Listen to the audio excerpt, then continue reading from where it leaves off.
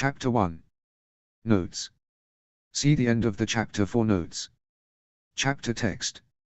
He had never been more careful in his entire life than in this single moment. Not even daring to breathe, he made a very slow step forward, careful as not to step on anything that could give his presence away. Only 3 steps left, he had almost made it. His life depended on the success of this mission. Trying to determine the right angle, he made another step forward, but he was distracted by her silent nonsensical muttering, so he didn't pay attention to where he stepped. When his foot, meeting a piece of parchment scattered across the floor, caused a soft crunching noise, making her ears instinctively arch up and her facial muscles flinch in irritation, he immediately froze in place. If Rayllum woke up now, all was lost. This was the chance he had been waiting for 4 months and ran out of time. He needed to do this now. After she visually relaxed again, he continued on his way around the large, red davenport she was resting on, breathing a silent gasp of relief. Slow and steady, he opened his satchel, taking out the tool necessary in one smooth, skillful motion that he had practiced for this exact moment countless times. Again holding his breath, he got closer, and he got to work. He was right next to her head. If he breathed too deeply or moved too quickly, she would feel the wind on her skin and in her hair, and she would wake up. It almost broke his heart that he couldn't run his fingers through her beautiful white hair, or even give her a short kiss on the forehead. He couldn't risk it, this moment was too valuable to pass up. The only part that he cared for right now were her horns. He had always been fascinated by them, their cute stubbiness, their color and their intricate texture that almost looked like someone had carved little curls and waves into the keratin of her horns, but he had already made countless sketches of those, that would be more than sufficient to work with. No, right now, the only thing he had to focus on was their measurements. Diameter, circumference, the angle in which they deviated from her head, the thickness at the base compared to the top. These were some complex measurements he had to take, so this took all the concentration he could muster. Part of him cursed at himself for taking all of this excessive effort, but a bigger part knew that this was the only right thing to do. Rayllum deserved nothing less than the best, and he was determined to deliver. He would finish these measurements and he would craft the most beautiful horn cuffs Xadia had ever seen. And then he would finally ask her to marry him. They had been together for more than 6 years now. They were still almost children when they fell in love, but with the war and its diplomatic aftermath going on to secure a lasting peace, they had to grow up faster than most, and they did. With a lot of uncertainties and responsibilities, they had become an even better team, and their connection and their feelings for each other turned from the simple crushes teenagers have, a more mature, maybe less hot-headed, but still exciting and wonderful, kind of love. They would give their life for one another, and Callum knew that asking her was only a mere formality. He was still a little insecure about many parts of his life, starting with his looks, that, while finally getting a growth spurt so that he was just as tall as Rayllum, although she would still claim to tower him by the whopping width of a finger, and a little more muscle definition, or his still only adept skills as a midge, his missing charisma and fear of public speaking. But if there was one thing he was absolutely sure about, it was that Rayllum shared his feelings. Still, this was no reason to slack off. He wanted to get this perfect, and he would. The thought of asking Rayllum to marry him had occurred to him for the first time about a year ago, while they were on their way to Silver Grove to visit Rayllum and Ethery. At first he dropped the idea, since, well, only old people got married, but the more he thought about it, the more he started to love the idea. They would finally be a family. Well, he considered them one already, but this would make it official, and it might even mean that they'd actually start a family of their own not too far into the distant future. This was a different topic, however, and one that truly could wait a little longer, unlike the idea of finally proposing to her. There was only one problem: he didn't have the slightest idea about elven wedding rituals. Did they have wedding rings since, well, they technically don't even have a ring finger? Or even more problematic, did they even allow weddings between humans and elves? And what would Rayllum and Ethery say, or Rayllum's parents, if they ever appeared again? He had also considered waiting with his preparations until Rayllum's parents were found. She still clung to the idea of them being alive, but it had been 6 years now, and they had searched most of Xadia and much of the Pentarchy for them, without finding a single clue of their whereabouts. Rayla had practically given up on the idea of finding them ever again, and as much as Callum hoped and prayed for them to appear again in time for their wedding, he knew that this would probably not work out. So, for now, he had to focus on Rayla's family that was present in the land of the living, Raanan and Ethery. Callum and Rayla had come to Silver Grove a couple times since the war had ended for Rayla to reconnect with her home, her family and her roots. While he was welcomed as an honored guest at first, her guardians' attitudes towards Callum changed a little after Rayla and Callum had told them how they felt about each other. Raanan, the protective person that he was opposed to them dating at first. Maybe some of his stereotypes against humans played a role, too. However, Ethery quickly took a personal liking to the young prince, and convinced his husband that Callum's affection for Rayla was nothing but pure and true. Giving him a second chance, he too soon accepted his protégé's relationship with Callum. Now, however, he was really pushing it. Asking for their blessing to marry her. This could go one of two ways. After they had reached Silver Grove, Rayla immediately went to bed, completely exhausted by their long journey. Callum, however, seized a moment to get to talk to Raanan and Ethery without his beloved by his side. This was the chance he had been waiting for. Swallowing down his fear, he asked them if they wanted to join him on a walk through the grove before bed, to which they, after exchanging some meaningful gazes, agreed. After wandering through the beautiful Zadian forest, illuminated only by the moon and thousands of torchbugs, they took place at a resting spot near the top of the small waterfall above the village. They took place at a marble table, and the silence between them quickly grew uncomfortable. All Raanan and Ethery did was look at each other with puzzled glances from time to time, patiently waiting for Callum to start. Raanan, while not dismissive, kept a straight face, while Ethery encouragingly smiled at Callum, urging him to start. Clearing his throat, he finally started speaking. "So, you guys know how much I love Rayla, right?" Raanan didn't react at all, while Ethery gently nodded at him. I'm thinking. I mean, I really like her, and I'm kinda thinking that I want to marry her. I definitely want to. Anytime soon," he finished with a slightly embarrassed smile. Raanan's face finally flinched, and his eyes, once again, met Ethery's, who had received the news with raised eyebrows. "You want to marry Rayla?" Ethery asked, surprised. Callum nodded. They weren't euphoric. This did not go as he had hoped, but he could still save this. "Look, guys, I know I'm probably not how you'd have imagined Rayla's future husband, but I really do love her. With all of my heart. And I know that she loves me too." Raanan leaned against the table, his eyes challenging Callum. "Do you know anything about elven wedding rituals?" "Well, no, but the fact that you are talking to us alone, is strictly speaking disrespectful to the bride's family, let alone calling us guys. You know nothing about our traditions. Nothing. And yet you're sitting here, like the self-absorbed human you are, taking me and my husband out of our home and demanding our daughter's hand in marriage." Raanan. Ethery tried to stop him, but he kept going, gasping annoyedly. "Look, Callum, you are a nice kid and I don't have anything against you personally. I think you are a good person and I can see why Rayla likes you so much. But, to be perfectly honest, because I feel like this is what makes this the least painful, I just don't consider you husband material for Rayla. I believe that you love her, and I believe that you think that she loves you just as much. But you are still very young, and you have so much to learn about life and about love." He had expected a lot, but he didn't expect such a harsh rejection. He had to keep a straight face, an emotional outbreak wouldn't be helpful here. Clearing his throat again, he tried to come up with a response that wouldn't cause him to lose face completely. "Pew. And the fact that you're a prince of some fancy human kingdom doesn't impress me at all, just in case if you were planning to bring that up," Raanan interrupted, making himself ready to stand up and leave.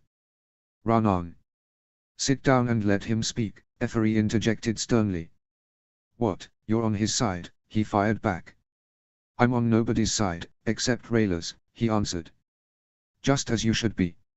Now sit back down. Callum," he looked back at the young prince.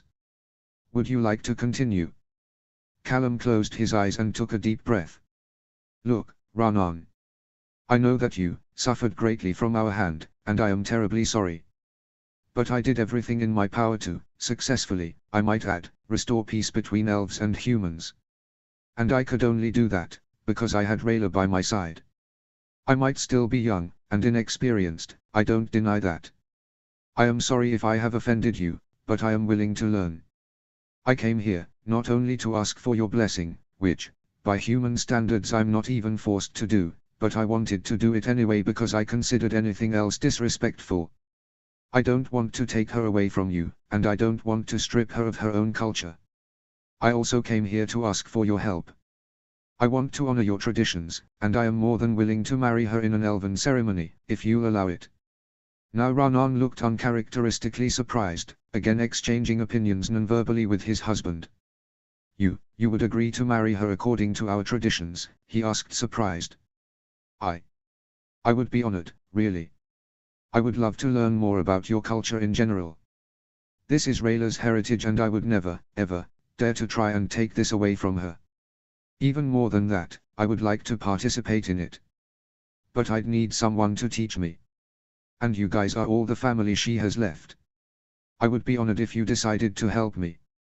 Callum saw Rayllum's expression soften. Turning his head to his husband, they exchanged a couple words in Draconic. I underestimated you, Callum, he said, lowering his head apologetically. We can feel that you're an honest soul, and we are honored that you'd like to go out of your way to learn about our culture. You have already mentioned a very important aspect, Callum, Ethery added. Family is the most important part of our life. Our groups are very close, and we consider everyone in our community our family. If one of us decides to marry someone from the outside, this is certainly possible, but during the ceremony, at least half of the tribe has to agree to make you a part of our family. And as a human, you might have a difficult time. After taking a second to contemplate his options, he just shrugged with his shoulders. I guess I'll have to work twice as hard to convince them then. But if the majority supports me, you will become an honorary member of the Moon Shadow Elves. Yes, Rayllum said, although I cannot remember this ever happening to a human in Silver Grove. Ethery grinned at the young human. I think he might become the first. Does this mean that I have your blessing? Rayllum let out a sigh. I'm sorry I got so hung up on stereotypes. I'm not used to humans actually caring for our customs. Usually they just take, and destroy, and hurt. Ethery looked at him sternly. But I know that you are different, Callum. You are a good person and I can see it in your eyes, the love you have for Rayllum. I will give you my blessing, and I will be here to answer any questions you might have about our rituals. Ethery reached across the table to take his husband's hand, squeezing it in support and gratefulness. That makes two of us. That day, Callum had learned a lot about the details of wedding rituals of Moon Shadow Elves, especially about how proposals worked. The proposing party crafts a pair of beautiful, individualized cuffs for the proposer's horns and presents them at a place of immense arcane power, in the best case at a nexus. However, they are not to be worn at that stage. The groom puts them onto the bride's horns and vice versa during the wedding ceremony. They had all agreed that this, however, was not an option for Callum. They were not amused by Callum's joking suggestion to bring Elf Callum into the equation, as he simply had no horns. He would just wear the human equivalent, a ring. It was not ideal for an elven ceremony, but he had an idea how to make it special. It would take a little bit of effort, but he was not afraid of some hard work. Having finished his measurements, this would be so much better now that he didn't have to rely on rough estimates. He put away the instruments and crouched in front of the davenport she was softly snoozing on. She looked so beautiful that Callum, grinning at her lovingly, now couldn't resist stroking a rogue strand of her pretty snow-white hair out of her face and behind her ear, and giving her a kiss on her forehead, to which she only reacted with a soft grunt. At least that's what he thought. He was about to stand up again to leave his chamber, but suddenly he realized that her lid had opened, the glowing purple of her eye cutting through the relative darkness in the room. "Hey sleepyhead," he teased, "hope I didn't wake you up." "Hey handsome," she just answered with a smirk that was interrupted by a yawn, slowly returning to an upright position. Tapping on the now empty spot where her feet had been positioned right until this moment, she urged him to sit with her. Taking a seat next to her, she immediately rested her head on his shoulder. "I can't believe you're leaving again tomorrow," she muttered. I feel like we barely spend any time together anymore. Hey now, he tried to comfort her, his hands looking for one of hers to squeeze it gently. Lost in thought, he ran his thumb over the back of her hand. It sucks just as much for me as it does for you. I mean, what diplomatic business is so important that they have to send me there? And even worse, without you. He hated to lie to her face, but he had no other choice. Of course there was no important diplomatic business with Duran he had to attend to. But telling her the truth, that he would go there to learn from the best goldsmith in the Pentarchy, who also happened to be an elf, how to craft the perfect horn cuffs to propose to her, was not an option for obvious reasons. I just don't understand why it's so important for Ezran to have me as his personal bodyguard during the spring festival. I mean, it's not like we're in some grave danger right now. Cheer up, sweetie, he said with a joy that might have come off as a little forced. It's only for a couple of days. I'll meet you in Neolandia before you know it, and we'll have a great vacation together, he said with a comforting smile. Yeah, for 3 days. But that is kinda my point, Callum, she sighed. We've been on the move for, well, basically for as long as we know each other. And you know me, I don't mind a little adventure and I certainly don't mind traveling, but I'd also like to call a place a home for longer than a couple days. Disappointed, she dug her head deeper into the crook of his neck and her free hand took his. Tell me I'm not the only one who feels like this. It took all his mental strength not to start grinning like a Cheshire cat. What she described was his absolute dream, and he was working hard to make it happen. She just needed a little more patience. I know, Rayllum. I know it's been hard, and I've been busy for the last weeks. Months, he corrected himself, but I know that things will get better soon. We just have to hang in there. I promise you, this will be over sooner than you realize. And then, he gave her an affectionate kiss on her temple, and then we will have all the time in the world to be together. Screw Es, screw Catullus, screw them all. Okay. Pulling her head out of the crook of his neck to face him on eye level, she smiled at him weakly, before going in for a loving kiss. Okay. I'll take you up on that. Notes. I hope you liked my second Rayllum fic. As you can see, it's a lot fluffier than my last piece, but there will be some minor angst for good measure. But obviously not nearly as much as last time. As you might have noticed, I did some research for this. The TDP wiki was very helpful in that regard, and it seems that the horn cuffs as a substitute for wedding rings are a canon-ish thing now.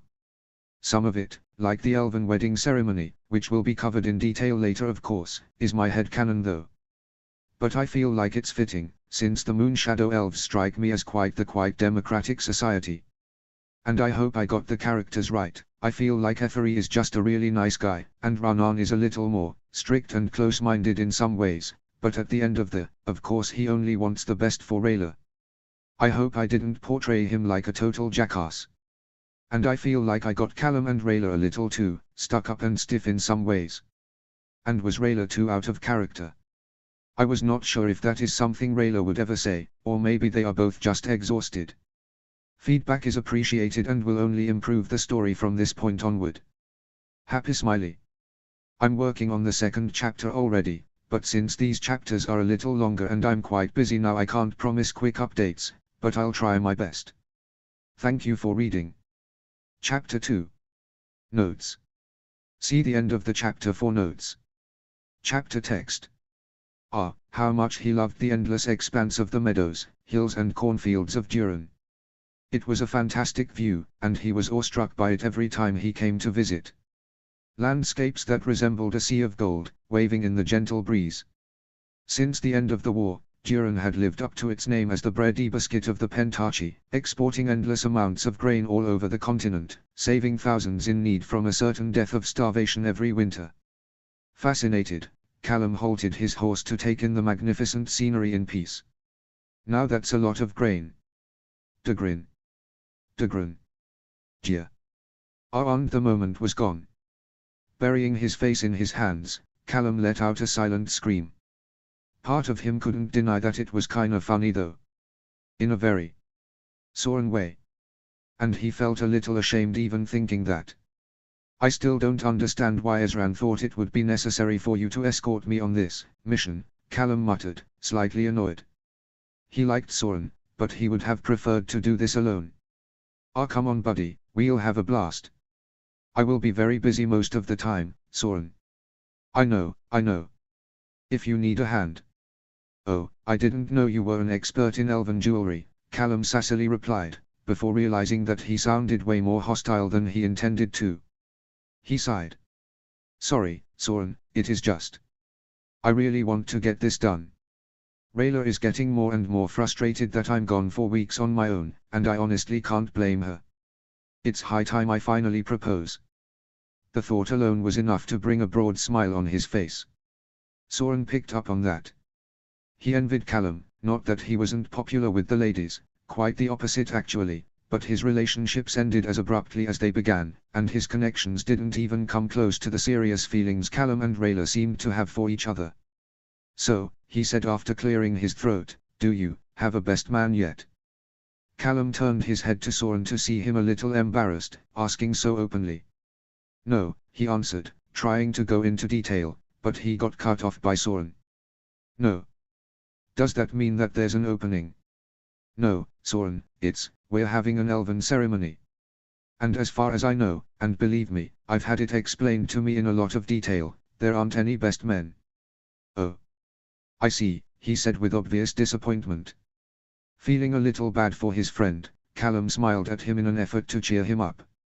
"Hey, if we had a human ceremony, I would have asked you to be my best man in a heartbeat." "Really?"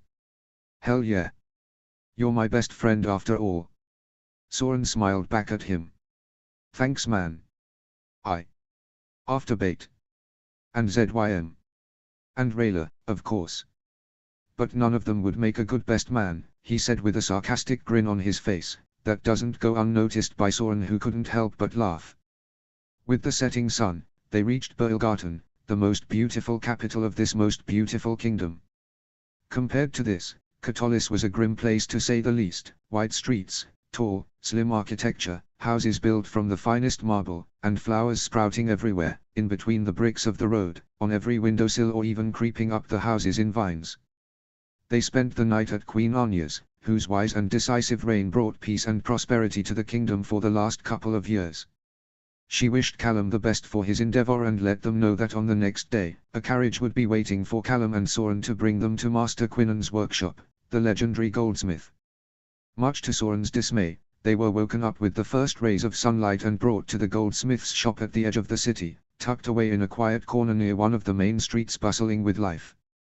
The old jeweler met the prince and his companion with the greatest hospitality.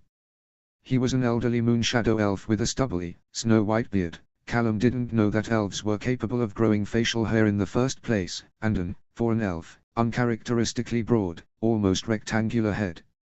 His clothes seemed like they were made for humans, too. He wore the most basic shirt and apron, with a headscarf to keep his hair in check and some sort of ocular device with multiple lenses on his forehead that would without a doubt allow him to work on the finest details of his jewelry.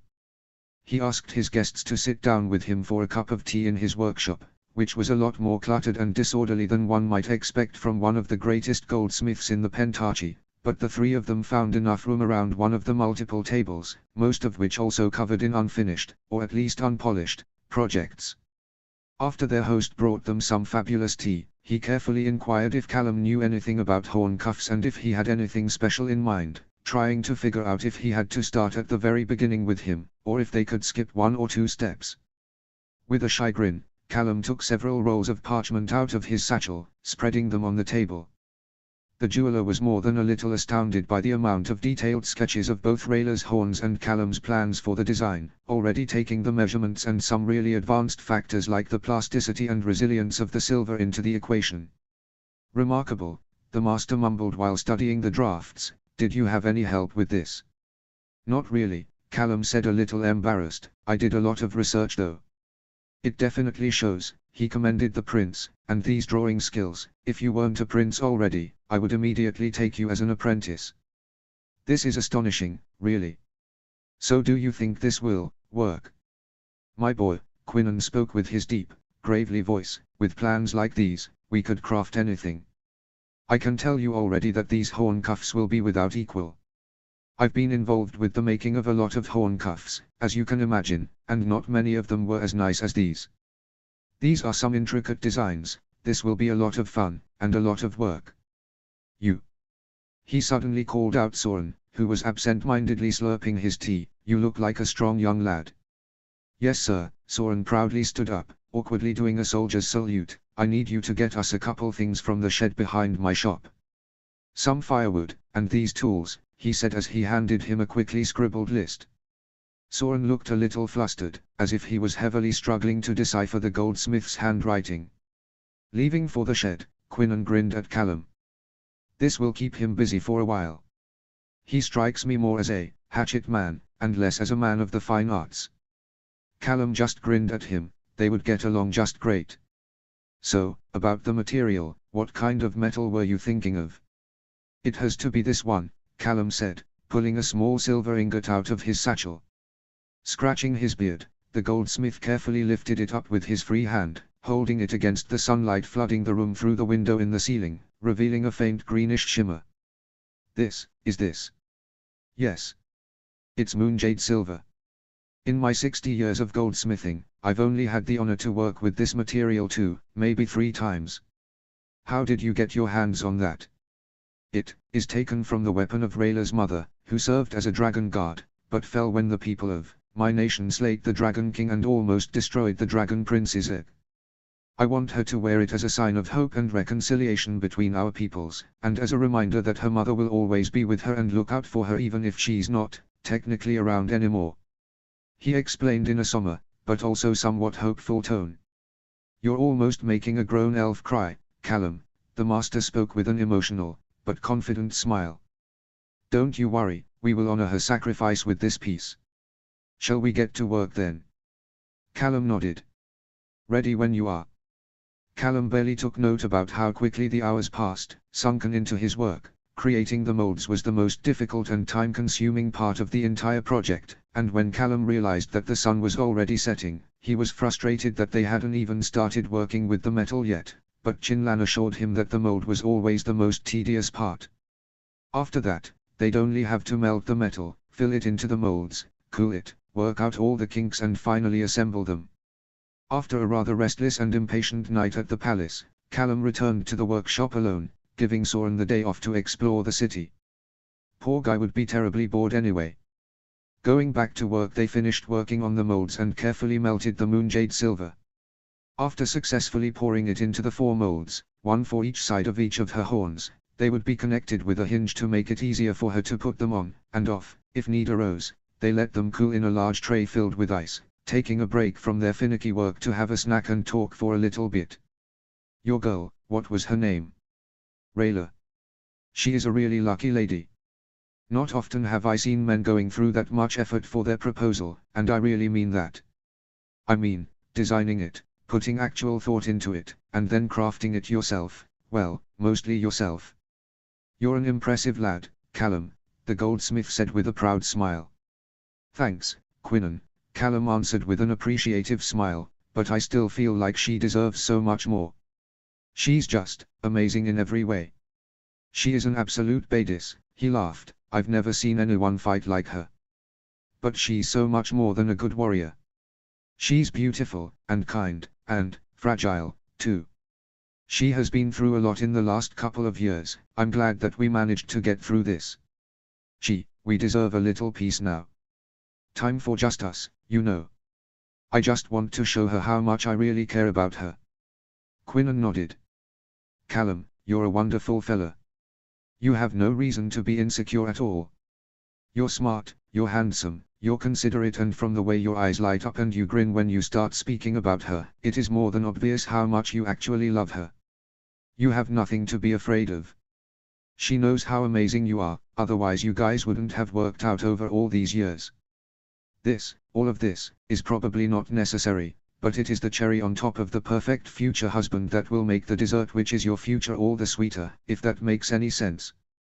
Callum laughed at the weird, but sweet allegory. Quinnan was probably more gifted with his hands than with his words, but Callum appreciated them nonetheless. He couldn't wait for the cuffs to be finished, to finally give them to Rayllum. They spent the rest of the day removing the cuffs from the mold, and started working on the 4 individual parts. They felt extremely light, almost weightless, but after a careful first endurance test, they did not seem to give in, let alone showed any traces of breaking. Featherlight, beautiful and unbreakable, just like Rayllum. They spent the rest of the afternoon grinding off any sharp corners and refining the intricate patterns covering the sides. Day 3 was their last day together. The only thing that remained to be done was assembling them and sealing them with a coat of a special polish that would make them glisten and prevent them from ever turning dull or rusty. After 3 long days of work, they had finally done it, and Callum couldn't help but feel incredibly accomplished. The design was perfect, just as beautiful as he had imagined it, maybe even better. It wasn't tacky or overwhelming, it was simple, but intricate, modest, but beautiful. No gemstones, only glistening metal, carvings and a small emblem on each of the 4 halves that he had designed himself. Quinnan gave him the finest box he had left in his shop, dark, elegant oak with a black velvet pillow to rest both cuffs on. At sundown, Soren came to fetch the prince so that they may continue their journey. Thanking him for everything he had done for him, Callum said his heartfelt goodbyes to Quinnan. He couldn't have done this without him. The least he could do was invite him to the wedding, which he thankfully turned down without mentioning anything specific, but if Callum had to take a guess, he, as an elf who had lived and worked among humans for decades, especially during the war, was probably not that popular in amongst his kind.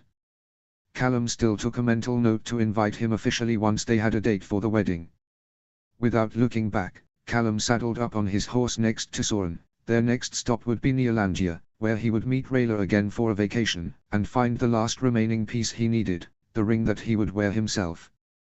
Determined, they started their journey. It would be quite the trip to Nearlandia. Notes. I hope you liked my second chapter. I originally wanted to gloss over the details of how they crafted the cuffs, but I kinda just went with it. By the way, not describing the details of the design was intentional on my part. This will be revealed at a later moment. I'm not sure if I will leave it at 3 chapters, maybe I'll have to write a 4th one, depending on how I write the next one. I'm not 100% sure of what will happen. That is the beauty of the process. And thank you for the wonderful feedback on the first chapter.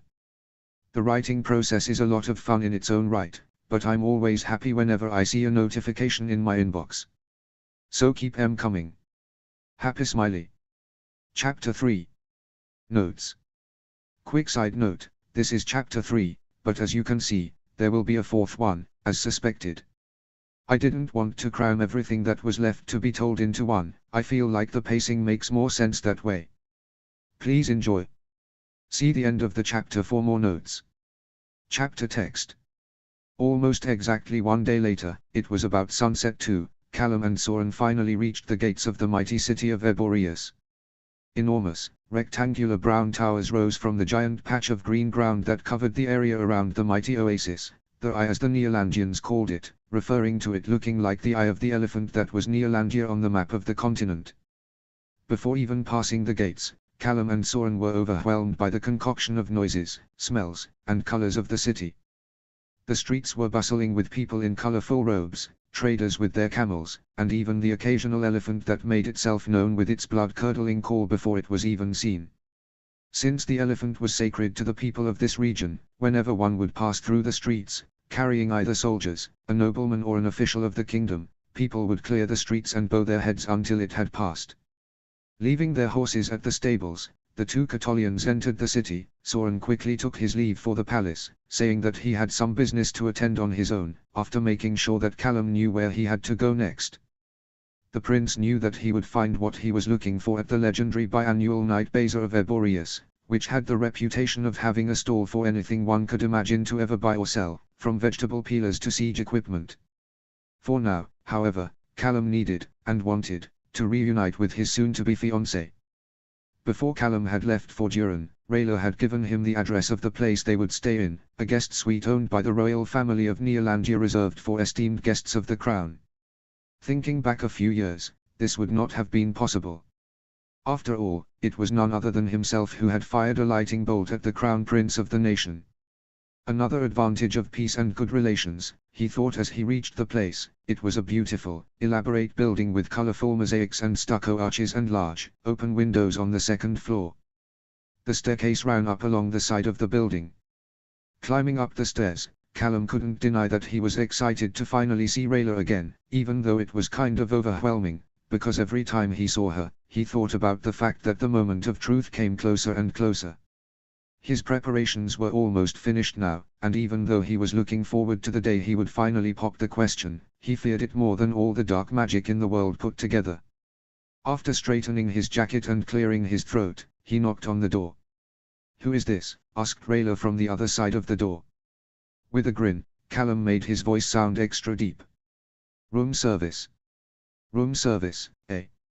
Her amused voice came from the other side. "Weird, I didn't even know that this was a hotel. Life is full of surprises, my lady. May I enter now?"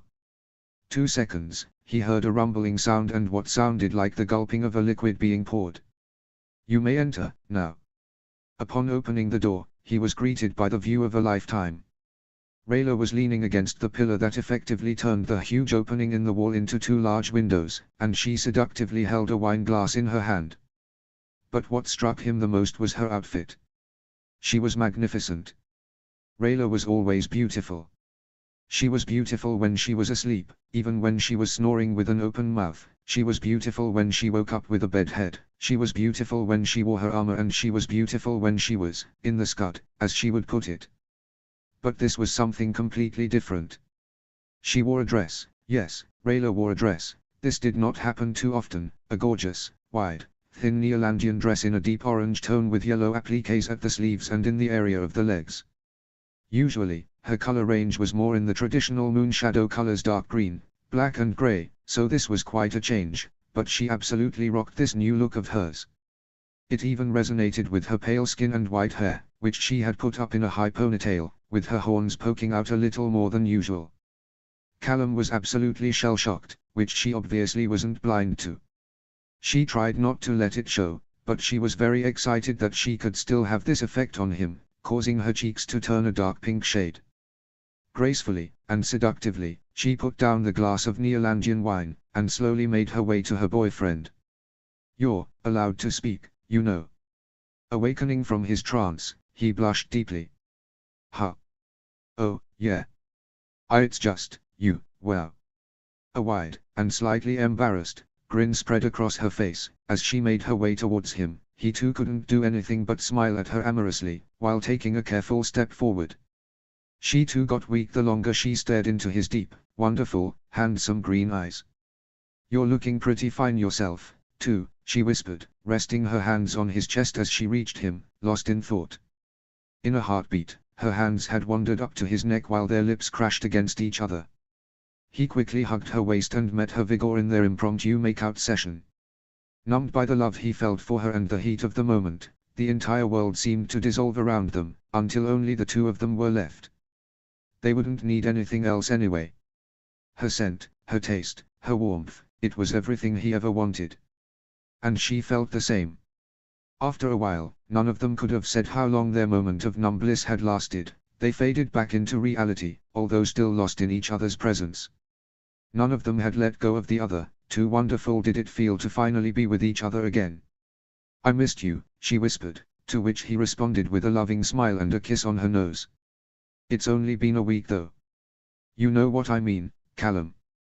"I know, honey," he said earnestly, "things will be different from now on. I didn't forget my little promise to you." She could see the sincerity in his eyes. She couldn't hold back a gleeful giggle as she realized how serious he was. "I love you," she whispered, snuggling her head into the crook of his neck. "I love you too," he answered, gently swaying from one foot to the other with her in his arms. "More than you could ever imagine." Once again they were lost in pure bliss, soaking in each other's presence. Time had lost its meaning and they danced to their own beat until slowly, the moment faded away, leaving nothing but glistening eyes and bumping hearts. It took every ounce of willpower they had to leave their place after such a reunion, but they both agreed that they were starving and needed to get some food into their system before burning it off again, so they left for a nice little restaurant down the street that served the traditional food of the people of Neolandia. Their delicious flatbread served with rice and a very spicy red sauce. Callum struggled with the spiciness for a while, much to Rayla's amusement. After dinner, they returned to their place to finally be with each other again for the first time in, well, weeks, at this point. After a long overdue, passionate roll in the hay, Rayla was fast asleep, closely cuddled against him. The warmth her body emitted was so wonderful, especially considering how cold the nights tended to get here in the desert, and apart from the quiet noises of the street below, all he could hear was the steady beat of her heart. Every fiber of his body was against getting up now. He was so cozy, and warm, and Rayla was here. No, he had to do this. The night bazaar had already started, and he still needed the ring. He would get up, buy it and be back before she even realized that he was gone, the perfect crime.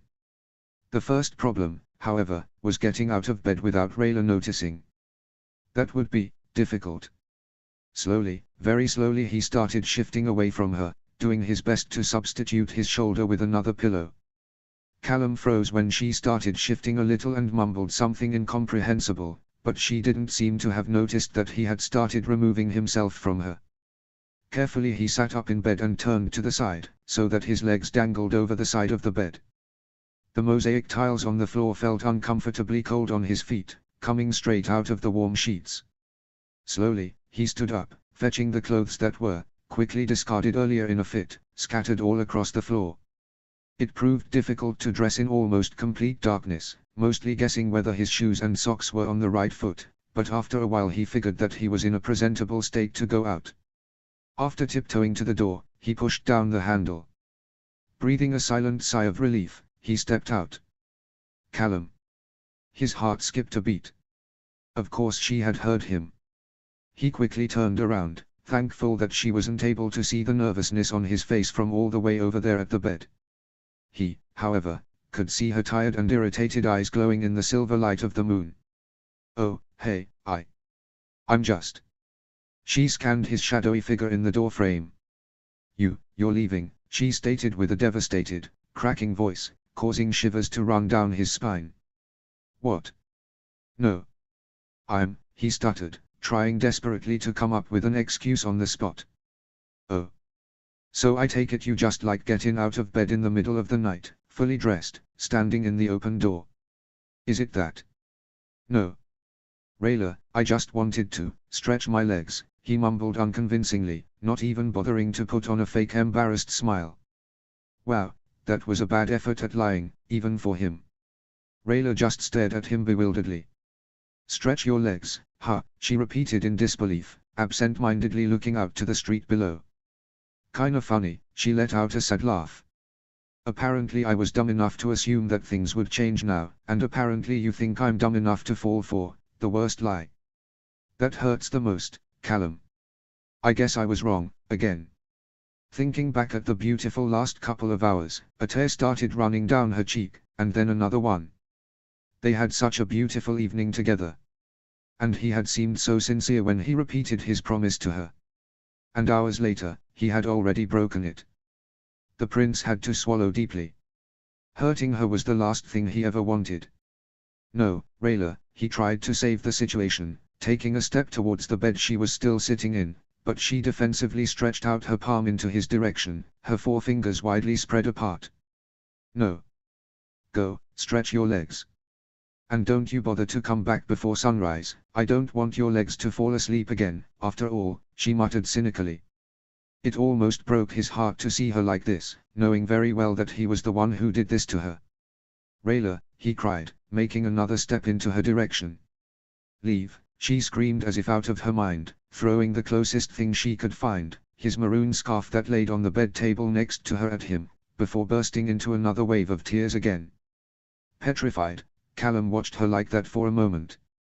He wanted to comfort her and explain it all to her with every fiber of his being, but she wouldn't listen to him right now.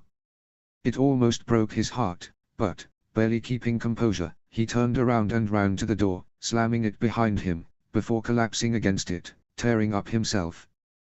Was his surprise worth all of this? Would she even take him now anyway? Maybe he had a good reason, but he had still lied to her. Repeatedly. Neglected her. Left her alone. And now he had hurt her feelings. Maybe he had bitten off more than he could chew, but it was too late now. After forcing himself to calm down a little, he got up. He needed to explain himself to her.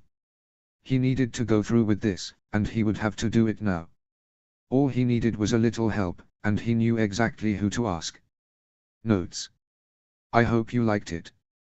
While writing their first reunion, I was thinking about adding a disclaimer into the notes at the beginning of the chapter, warning you that things will get cheesy and sugary sweet in this one, but it didn't feel right after, well, how the chapter turned out towards the end. My poor babies, I just love to put them into bad situations, haha. Needless to say that the next chapter, that one will definitely be the last one, I promise, will be a little more of the same vibe as the rest of the story. But I just couldn't pass up the chance for a little drama. Tell me what you think about it. Chapter 4. Notes. Attention, if you're lactose intolerant, read at your own risk, things will get cheesy this chapter. See the end of the chapter for more notes. Chapter text. She had just managed to drift off to sleep again, when the silence was suddenly interrupted by a fist hammering against the door, accompanied by a familiar voice, calling her name. Rayllum. That was Soren's voice. What was he doing here? Rayllum, get up. Callum is in trouble. Confused, she shot out of bed. What was going on here? Soren, what happened?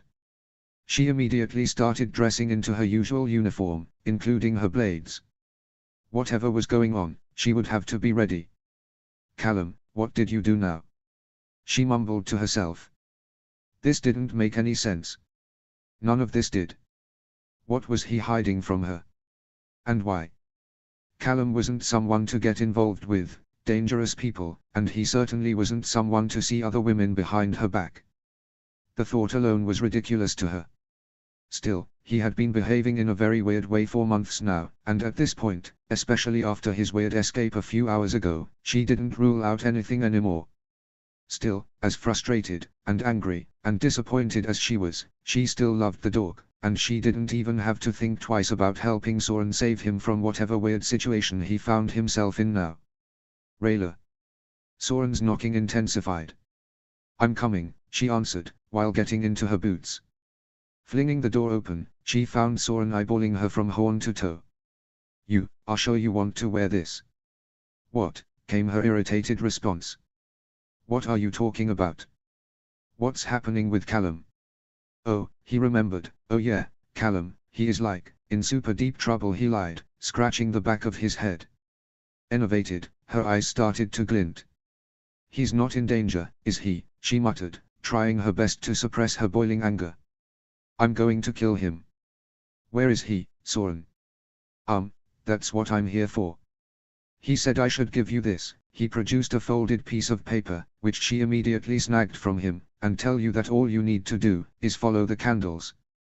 What candles? She hissed. You'll see. With that, he made his way down the stairs. Read the letter. She took a deep breath, and opened the letter. Rayllum, I am so sorry. I'm sorry I have been lying to you. You're probably furious at me right now, and rightfully so. I'm sorry that we had a fight. I'm sorry that I have been away so often for such a long time these last couple of months. Believe me that you're not the only one who suffered from loneliness. But I did all of this for a reason. And not for a selfish one at that. Okay, maybe I was being a little selfish, but I just couldn't have told you, it would have ruined the surprise. I had to improvise a little. The original plan was a little different, but I just couldn't bear it anymore, especially after this night. Now, if Soren forgot to tell you, I'll write it down here, just in case. Please follow the candles. I know you are angry, but please, trust me, this last time. Everything will make sense later. I promise. I love you. Callum. Reluctantly, she had to admit that the letter was pretty sweet, and she could feel her anger starting to melt away, at least partially. If he was finally willing to explain everything to her, she would be willing to listen. She knew he loved her, why was he constantly trying to make their life so difficult? Folding it close again, she put the letter away into her vest pocket and made her way down the stairs to have a look for these candles that everybody kept talking about, and indeed, the moment she stepped into the mostly empty street, she noticed a candle burning on top of the roof of the house across the street. Luckily, the sun had not yet risen, so the little flames were still nicely visible against the dark sky. Only a moment later, she spotted the next candle a little further down the road, this time, on a fence at eye level. After a few minutes and half a dozen candles later, she had to admit that she started to enjoy the little scavenger hunt. She was just hoping that none of the candles had not yet been snuffed out by the wind. After walking through half of the city of Boreas, she had found herself at the oasis pier of the city, with no candles left in sight. This was a dead end. Where would she go anyway from this point? And then she saw it, a tiny glimmer coming from the beach on the island in the oasis, maybe half a mile away from the pier. She was more than ready to curse her boyfriend's name again, before she noticed a boat, tucked away at the side of the pier with an extinguished candle at its bow. At least that's something. After a few minutes of rowing, she had reached the beach. A little out of breath, she got back onto her feet, and followed a path, hinted at with yet another candle, into the inner part of the tropical island. It wasn't very big, so she would probably soon reach her goal, if Callum hadn't come up with another stupid little game. After a few seconds, another candle appeared on the side of the path, and another one. She was definitely getting closer. Soon, both sides of the path were lined with gently glowing candles, leading up a small hill, where they would meet in a large circle, in its center nothing more than a small wooden podest with a pretty little box and another letter on top. Curiously, she took the letter into her hand, without paying too much attention to the box yet, and started reading. Rayllum. You know I'm not good with words, well, at least not the spoken word, as I clearly demonstrated earlier, so I'll try my best to explain my intentions in this letter. You have no idea how much I'm in love with you, Rayllum. I know I have a weird way of showing it sometimes, but you mean everything to me. We've been dating for such a long time now, and thinking of you still fills my stomach with butterflies. Every time I see you, my heart skips a beat. I know I said this probably 100 times by now, but you are the smartest, strongest, most beautiful person I know. And you are so patient with the dork that I am, and I am very grateful for that. You should know that my absence over the last couple of months had a good reason, and as I am writing this, while you are on your way here, I hope that the gesture I'm about to do was worth all our troubles, all your pain and loneliness. Oh boy. I sure hope it's worth it. But here goes nothing. You know what? Could you maybe turn around for a second? Eyes glistening from the wonderfully Callum letter, she turned around. Her heart skipped a beat when she found her prince, clad in an elegant black uniform with an orange sash running diagonally across his chest, probably a traditional robe of Neolandian nobleman, kneeling on the ground in front of her, looking at her with loving, yet absolutely terrified eyes, holding a little closed box in his hands. Her heart was bumping out of her chest. Was this really happening right now? Rayllum, he silently cleared his throat, before continuing with a jittery voice. I know, we. Just say it, she squeaked, barely able to contain her excitement, tears already starting to form in her eyes.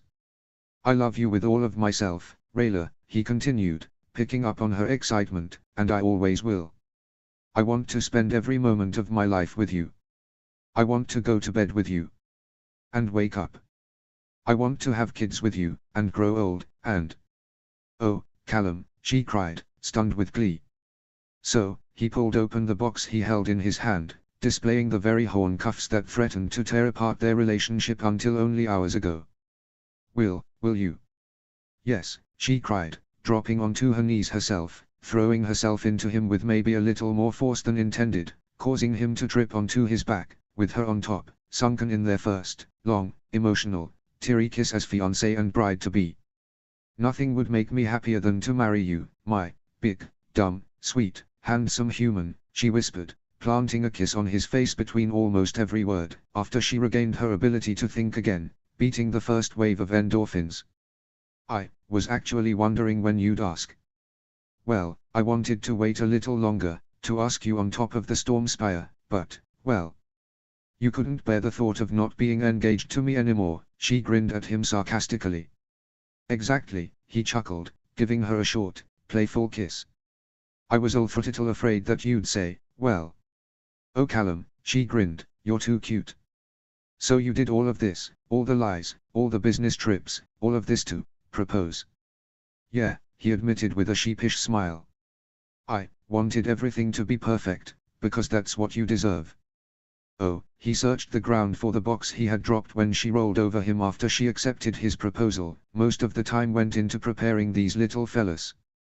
He stood up to get them before kneeling in front of her, just like she did. Here, have a look. He opened the box and gave her a good view of the shimmering silver pieces of jewelry. Callum, how did you? I had a little help. Rayllum and Ethery were very helpful in helping me understand elven wedding culture. They are. Wait, may I? She asked, carefully taking the box into her hands. Rayllum, they are yours, he answered with a cute smile. I don't think they would fit me anyway. Callum, they are magnificent, she muttered as if hypnotized, carefully taking them from the velvet pillow they were resting on. Wait, is that? He nodded. Moonjade silver, taken from the hilt of your mom's sword. I wanted you to have a reminder of her with you at all times, he explained with a genuine smile, the thought bringing tears to Rayla's eyes. And here, he turned the two pieces in her hand until the tips met each other in the middle, so that she could see the emblems that would be visible on the outer side of her horns. Here, we have the ivy leaf for Silver Grove, and the towers for Catolis, he explained, and if you turn them over, which she did, we have the symbol of the Moon Arcanum for you, and the Sky Arcanum for me, he finished with a proud smile. She was lost for words, her eyes darting up and down between the wonderful, the magnificent pieces of jewelry and her thoughtful, sweet fiancé who clearly loved her with every fiber of his being. Still struggling to find the right words, she gently laid her hand onto his cheek, pulling him in for yet another kiss, followed by a long, heartfelt hug. Thank you, she croaked with teary eyes. Callum took a relieved sigh. He felt her body radiating with gratefulness and love. So it really was worth all the trouble. And they should fit you like a glove, he giggled as they loosened the embrace, however still holding on to each other's hands, considering I measured your horns while you were asleep. You did what? She couldn't help but chuckle, herself. I just wanted to make sure they'd fit, he added, shrugging his shoulders. I don't know if I should find that cute or creepy, she mumbled, obviously, hopefully, joking. Let's just settle for somewhere in the middle. Her fiancé chuckled. Fair enough. For a moment, none of them said anything, they just looked into each other's eyes, enjoying the silence around and their lovers' presence in front of each other. I can't believe we're really getting married, she screamed in excitement, the thought alone enough to draw a grin on her face, before confusion overtook her facial features. Wait, how are we getting married? Well, I agreed with Rayllum and Ethery that we would have an elven ceremony. Are you sure, Callum? Do you know how these things work? I do, to some degree. You godparents were very helpful in explaining me the bases, he smiled at her confidently. Honey, this is an incredibly sweet offer, but if you don't want to, I'd understand, she whispered. Our ceremonies might seem a little weird to you. I really don't mind, he said without losing his smile, squeezing her hands in his. I'd love to learn more about your culture. And if I marry you, I should involve myself into it, as much as you'll allow it, of course. He was the sweetest guy in the world, without a shadow of a doubt. But this wasn't a one-way street, they would be married soon. They were equals and she didn't want to take advantage of his good heart.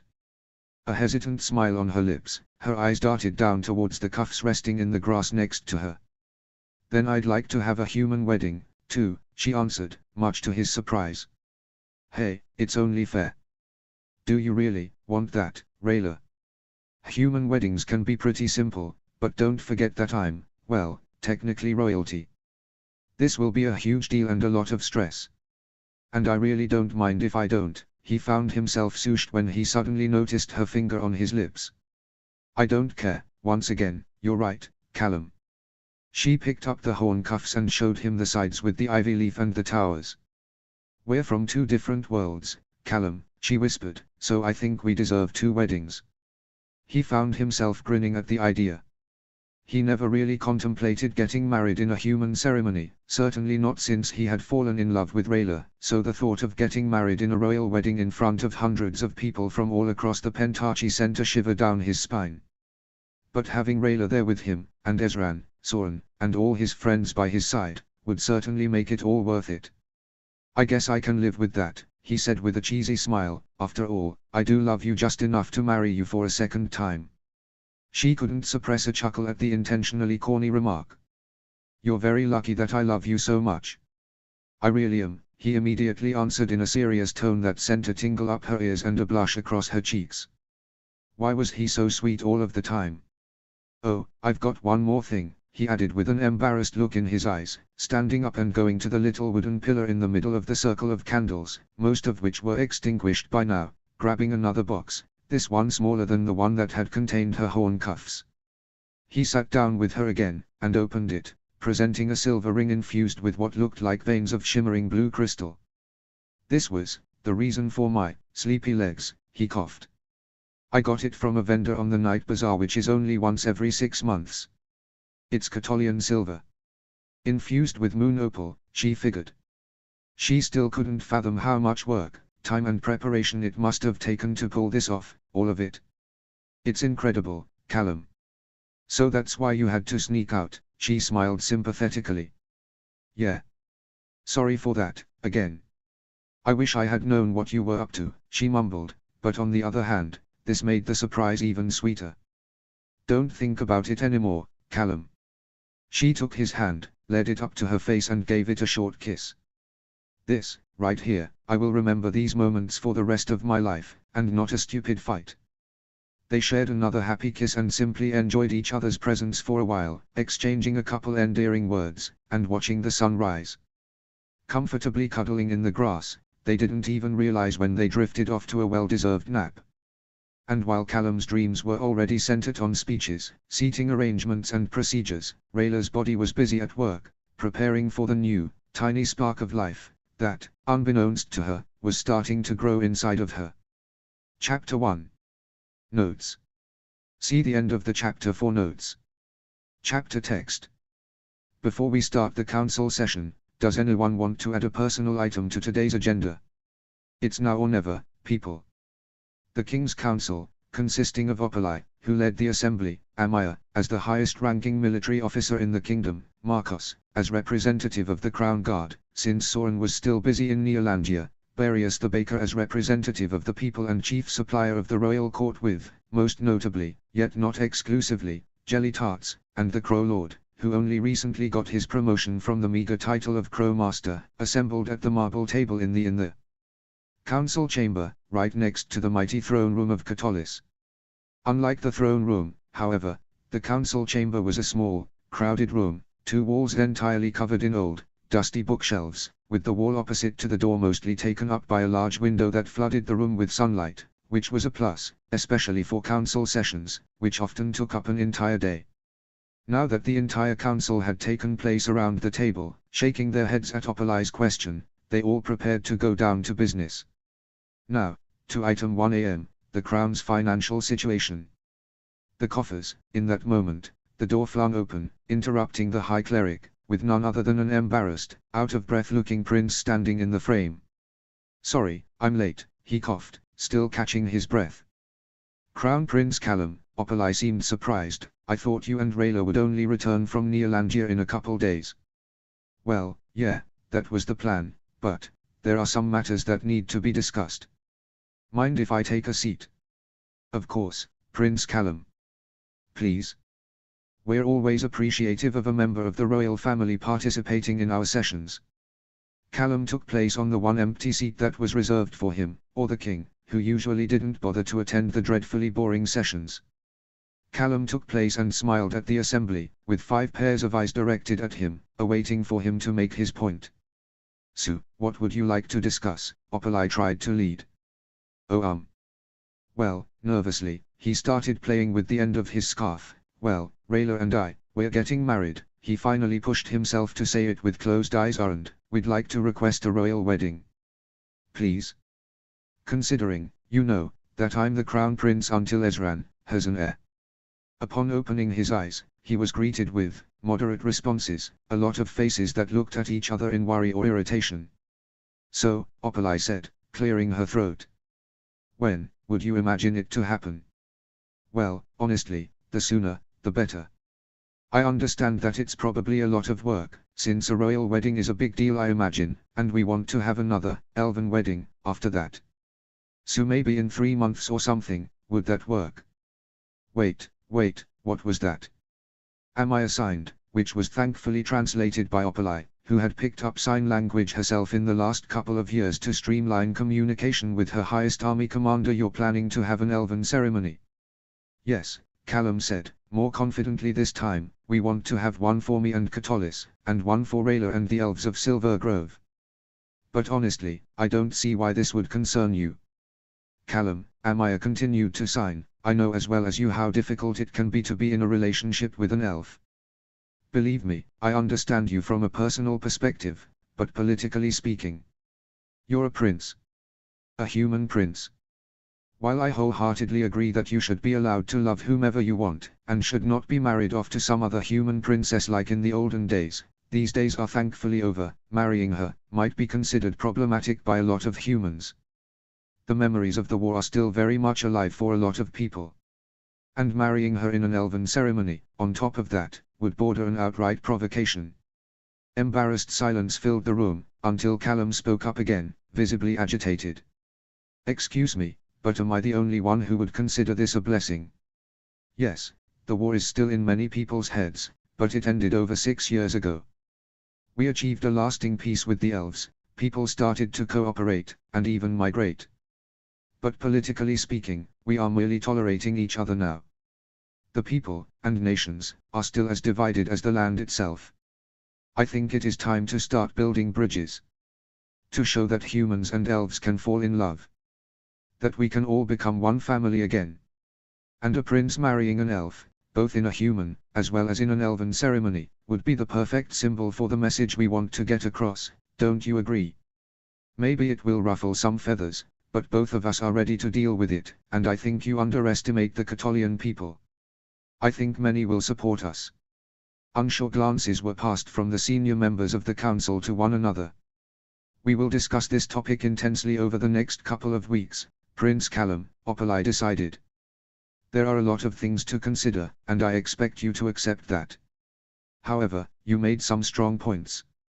I think we can support your elven ceremony since this is a matter that mostly concerns the elves. Most humans won't probably even take note of that, anyway. However, we cannot guarantee you a royal wedding at this stage. And definitely not in, 3 months? The Crow Lord nodded. Yeah.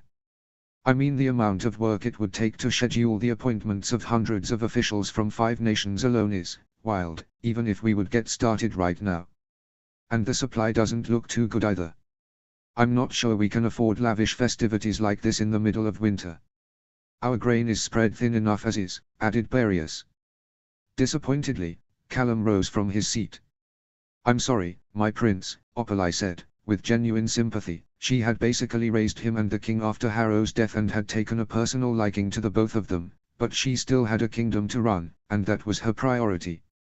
We'll talk about this again, all right? Maybe we'll be able to have it next year, if the political situation allows. Thank you, Callum hesitantly answered, turning away to leave the room. This could have gone worse. At least he was free to marry her in an elven ceremony, but it could have gone a lot better, too. He was set on a royal wedding, not only for his and Rayla's sake, but also for the world. The world needed a sign of hope, like this. Wait! Opalai suddenly exclaimed, and when he turned around, he was met by his aunt, who had risen from her chair and hugged her surprised nephew dearly. After letting go of him, she signed, "Congratulations, Callum. I'm so proud of you and Rayla. I know that you will be a wonderful husband, no matter how, or how many times, you marry her." "Thank you, Aunt Amaya," he answered, before hugging her again. It was difficult to separate official and personal business sometimes, but he was glad that, whatever reasons she had against his and Rayla's union politically, she supported their love as the only remaining member of his family, apart from Ezran of course. The next couple of weeks didn't help Callum in his nervousness at all, since shortly after their return to Catolis, Rayla had started to complain about nausea, tiredness and pain in her abdomen, rendering her bedridden and Callum worried out of his mind. After initially insisting that she had only caught the flu, she soon got worried herself, especially after she started to feel sick all of the time, even to the point of vomiting almost every morning. Finally, following her fiancé's pleas, she reluctantly agreed to see a doctor. Bad people would say that she was afraid of doctors, but those people were lying. She just hated it, especially if she had to consult a human doctor. He probably wouldn't even be in a position to help her, anyway. She had absolutely no idea about how similar elven anatomy was compared to humans, probably not too similar. But with her discomfort increasing with each passing day, she'd even overcome her discountenance of the doctor, if it might lead to her feeling better in the end. Of course her thoughtful fiancé had offered to accompany her to the dock, but she wanted to see this through herself. He, as lovely as his supportive behavior was, could also be a little irritating when worried, so she waited for a day when he was busy at another council session, and went to the infirmary herself. It was a large, open room, shaped like a semicircle, with 7 beds arranged at the curved side of the room. None of them was occupied at the moment. Actually, nobody seemed present at all. The place smelled like rubbing alcohol, and the whiteness of the tiled floor and the sheets was almost overwhelming. "Hello," she called into the room, awkwardly standing in the middle of the open space. Maybe she'd have to return some other time. Suddenly, a door behind her, not far from the door through which she had initially entered, opened, and a young woman with blonde hair made into a bun, brown robes and glasses emerged.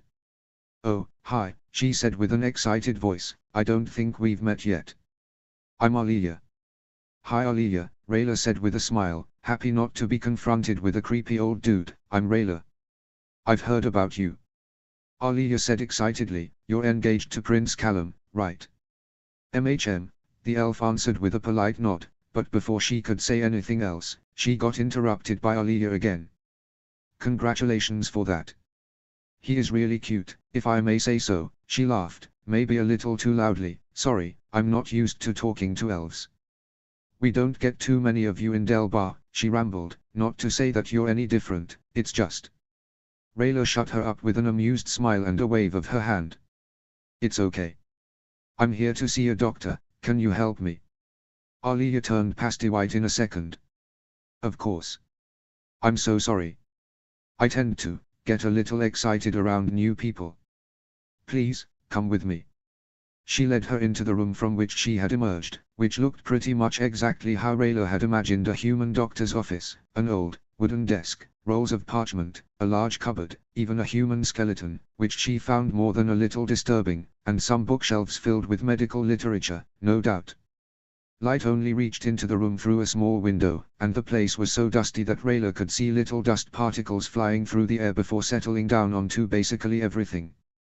"Please, take a seat," Alia offered in a friendly tone, sitting down herself. "Wait, are you a doctor?" "Well," the blonde scratched her head, "I'm technically still in training. And I'm a nurse, not a doctor.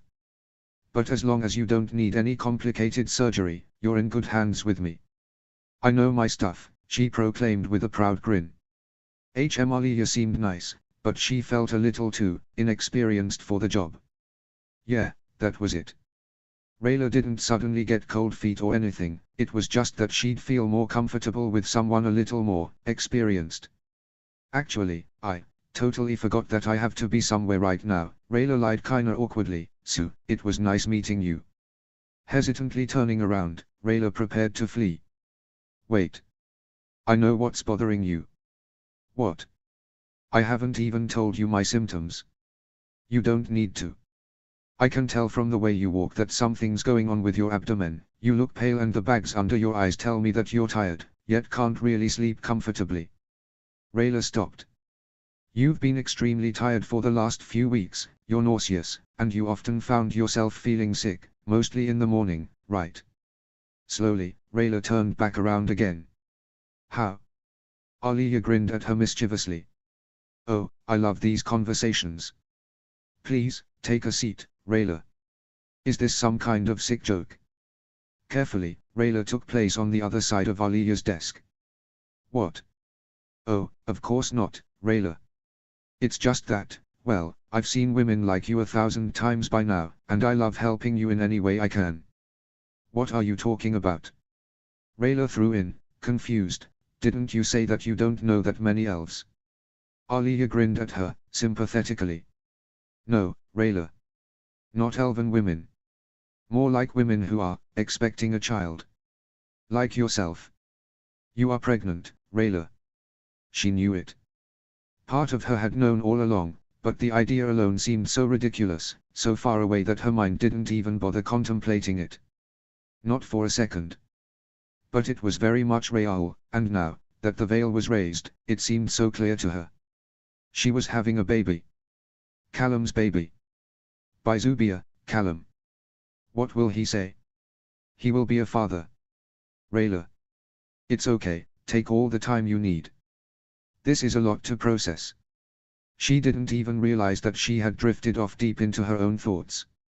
Her mind was clogged with thousands of indistinguishable emotions that came as quickly as they went again: fear, hope, impatience, panic, disbelief, mental overload, only to name those that she was able to identify, but one prevailed.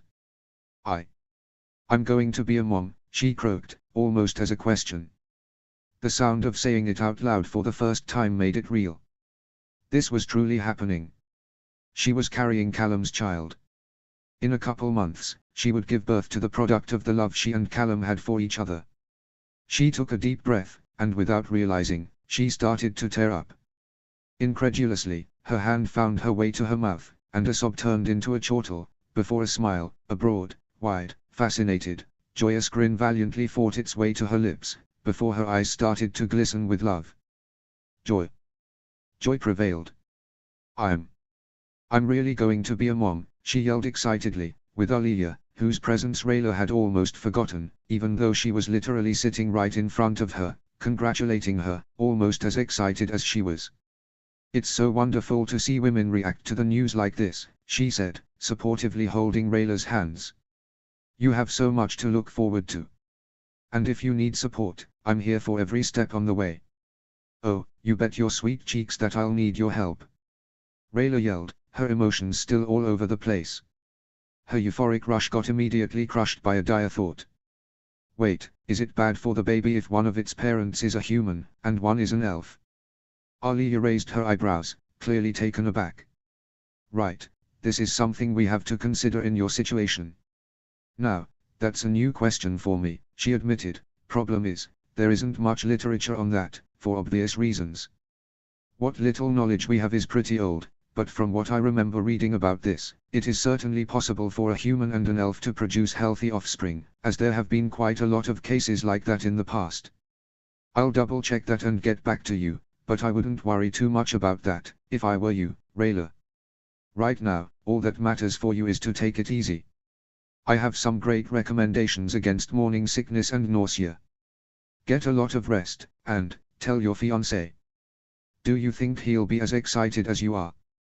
She needed a second to play through the scenario in her head. He would be shocked, without a doubt. Very shocked. She hoped that he would be ecstatic, probably even more than she was, but he would also be scared shitless. He'll be over the moon, she exclaimed with simulated confidence. She hoped with all of her heart that she was not lying to herself. Callum loved her more than anything else, of course she knew that, but that was quite a bombshell she had to drop. But there was only one way to find out. We would be honored, if Her Majesty, Queen Anya of Duran, or one of her representatives, would grace us, Crown Prince Callum and Crown Princess to be Rayla of Catolis with her presence in our contraction of marriage, which is set to take place on, to be determined. Callum mumbled out loud while writing what felt like the 100th wedding invitation today, leaving the date blank every time, since, well, he still hadn't heard back from Opalai or the council yet. But he wanted to do something, anything, to be productive, so he felt like taking care of the invitations, even though there was still very much the possibility that there would be no royal wedding at all. Callum, he heard his beloved's voice from the entrance of their chamber. Since Ezran had moved out of his nursery years ago to move into the royal bedchambers, Callum had turned the room into an office and an art studio, while his bedroom served as his and Rayla's shared living space. Maybe it was a little on the smaller side, but they surely didn't mind the closeness at night. Most days, they were both busy around the castle, anyway. Rayla. I'll be with you in a second, I just need to finish a couple more. Callum, she repeated with a calm, almost creepily deadpan voice, much closer this time, and upon turning his head, he saw her standing in frame of the door to his office, looking at him with hesitant eyes. Honey, you look as if you'd seen a ghost. He noticed the paleness of her face, putting down his quill and standing up to meet her. "Are you okay?" It was obvious, and so cute, how much he worried about her. She already had to fight back tears. Man, she really was a mess. Alia had explained to her that she should expect to be affected by mood swings during her pregnancy. It had something to do with things called hormones, which Rayla didn't really understand. She did feel it, however.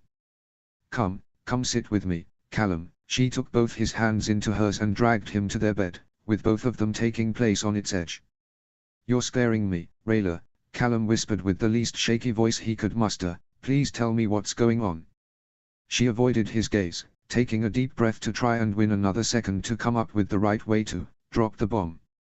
"So, I saw a doctor today," Rayla spoke softly, and immediately felt Callum's grip tighten around her hands. "I know what's been happening with me." That second, Callum's imagination ran wild. Rayla was sick. Very sick. Fatally sick even.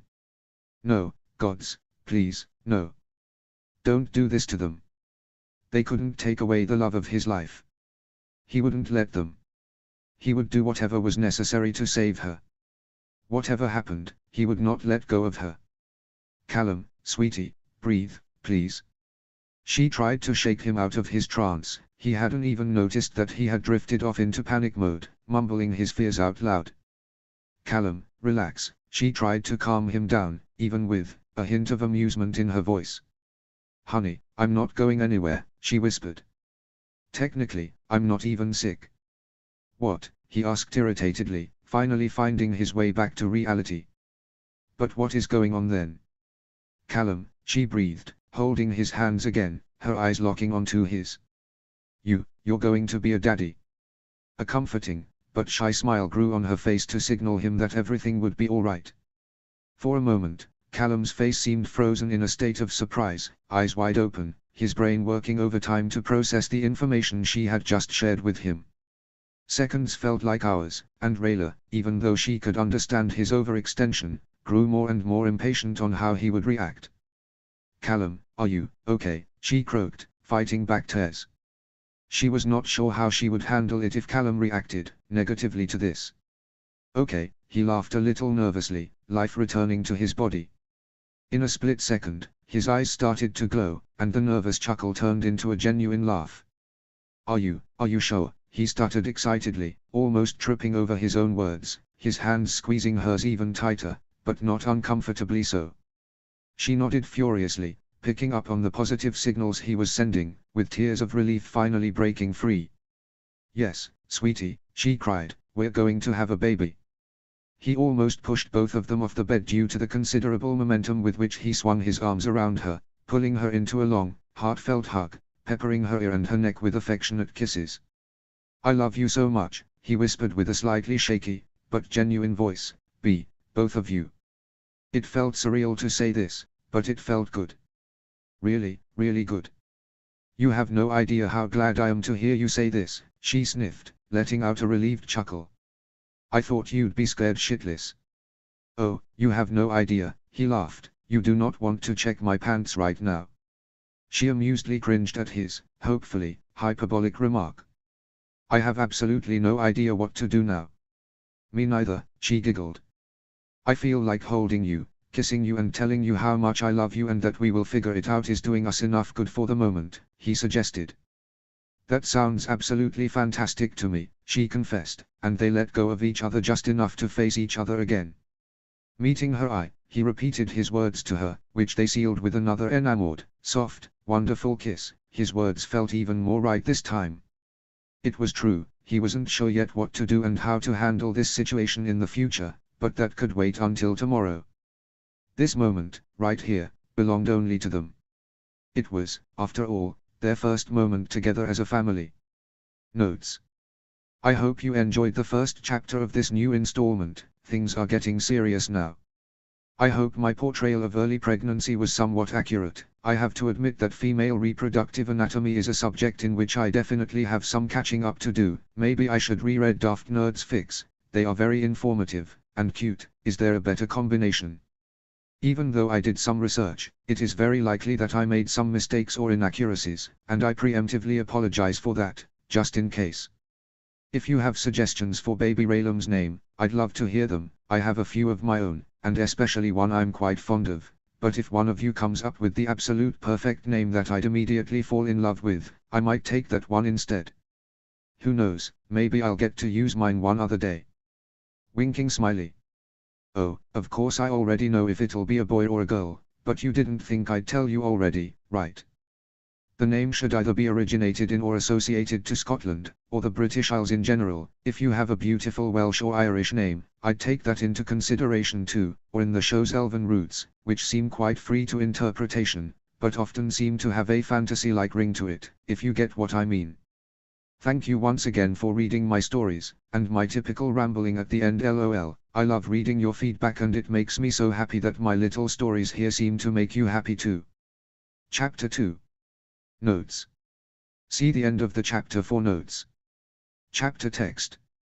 Sometimes she asked herself if she had done something wrong to deserve ending up with the only royal family in the Pentarchy that somehow always managed to get the kingdom into trouble, with her being the one responsible to clean up afterwards. You're joking. Please, you two, tell me that you're joking. I'm afraid not, Opalai, Callum answered, swallowing intimidated. Do you have any idea what this means for the dynasty? For the kingdom as a whole? But chances that I'm ever getting to be King Uslim anyway, right? Well, if anything, heaven forbid, ever happened to your brother before he fathers an heir, you would be the next in line to the throne, and after you, your child. We wouldn't be the first kingdom in this situation, believe me. Callum dug his face into his palms, elbows supported on his knees. He felt like a suspect in a murder trial, faced by his prosecutor, and not like a proud, excited father-to-be who wants everything to be settled before his first child gets to see the light of day. His fiancée, who had remained mostly silent until now, started shuffling nervously in the chair next to him. Okay, but how are we going to handle the situation? It has happened and now we're going to have to deal with this on a political level. Before you even suggest anything like that, I will make myself clear that we will have this baby, no matter what. Rayla, Opalai looked at her in shock. I would never, ever suggest that you. She didn't even dare to continue the thought. I hope you know that I wholeheartedly support you on a personal level, and that I wish for you to have a healthy child, but unfortunately, this is not what this is about. We have a kingdom to run, and petty things like bloodlines are important. Then I will withdraw my claims to the crown, Callum said without batting an eye. I don't care about ruling. I never wanted to be a prince, anyway. All I want is to be with Rayla and raise our child, he firmly stated, taking Rayla's hand, who looked at him with shocked, yet loving eyes. Opalai considered what he said. No, I'm afraid this will make things even worse. People will make Rayla, and your child, responsible for your decision, and if anything happened to Ezran, there would be nobody to lead the nation. We need you as a backup, Callum, as harsh as this may sound. So just to get this right, Rayla summed up, we can't get married because then our child would ultimately be in line of the throne, and this might upset some people, because they don't want a half-elf to rule over their nation. Opalai nodded. But they also don't want us to withdraw our claims to the crown. They don't want Callum to withdraw his claims to the crown, Opalai specified. The people would gladly accept him as their ruler, but not your child, she added with a sad view at Rayla. I'm sorry, but this is how it is. That's not fair, Callum said, baffled to hear all this. If they accept me, they will have to accept who I love and how our children are turning out. I agree with you, Prince Callum, but in your situation. Loving an elf, Rayla painfully interjected, before Opalai continued, it would be wise not to go against the will of the people. There are many people who would probably take all means at their disposal to reinstate what they would consider order. What if we gain the support of the other kingdoms in the Pentarchy? Diplomatically speaking, we're in a good place with the other nations right now, right? So what if we get their blessing and their support for our marriage? This might change the situation, Opalai carefully agreed. Obviously, we won't get everyone to change their mind, but a public endorsement of the other nations will definitely help. Besides, this will strengthen the message you want to get across. All human kingdoms unite in their willingness to form a lasting peace between man and elf. So, we get our royal wedding then? Callum asked hesitantly, without getting his hopes up too much. Opalai sighed, rubbing her temples with her fingertips. All right. Callum's heart skipped a beat. There is one thing though. What is it? He asked, hesitantly. It needs to happen before Rayla gives birth to your child. The last thing we need right now is an illegitimate child, she said, clearly avoiding the more commonly used word bastard. I mean, it's too late to marry you two before Rayla starts showing, but we'll probably get a wedding organized before the birth. We'll have to. Do you know how far gone you are, Rayla? Instinctively putting a hand on her still flat belly, she answered, Aaliyah estimated that I'm in my 4th or 5th week. This also checks out in terms of Callum and me, she stammered, blushing a little embarrassed. Callum suddenly turned as red as a beet. Opalai thankfully shushed her up with a gesture of her hand. No details, please.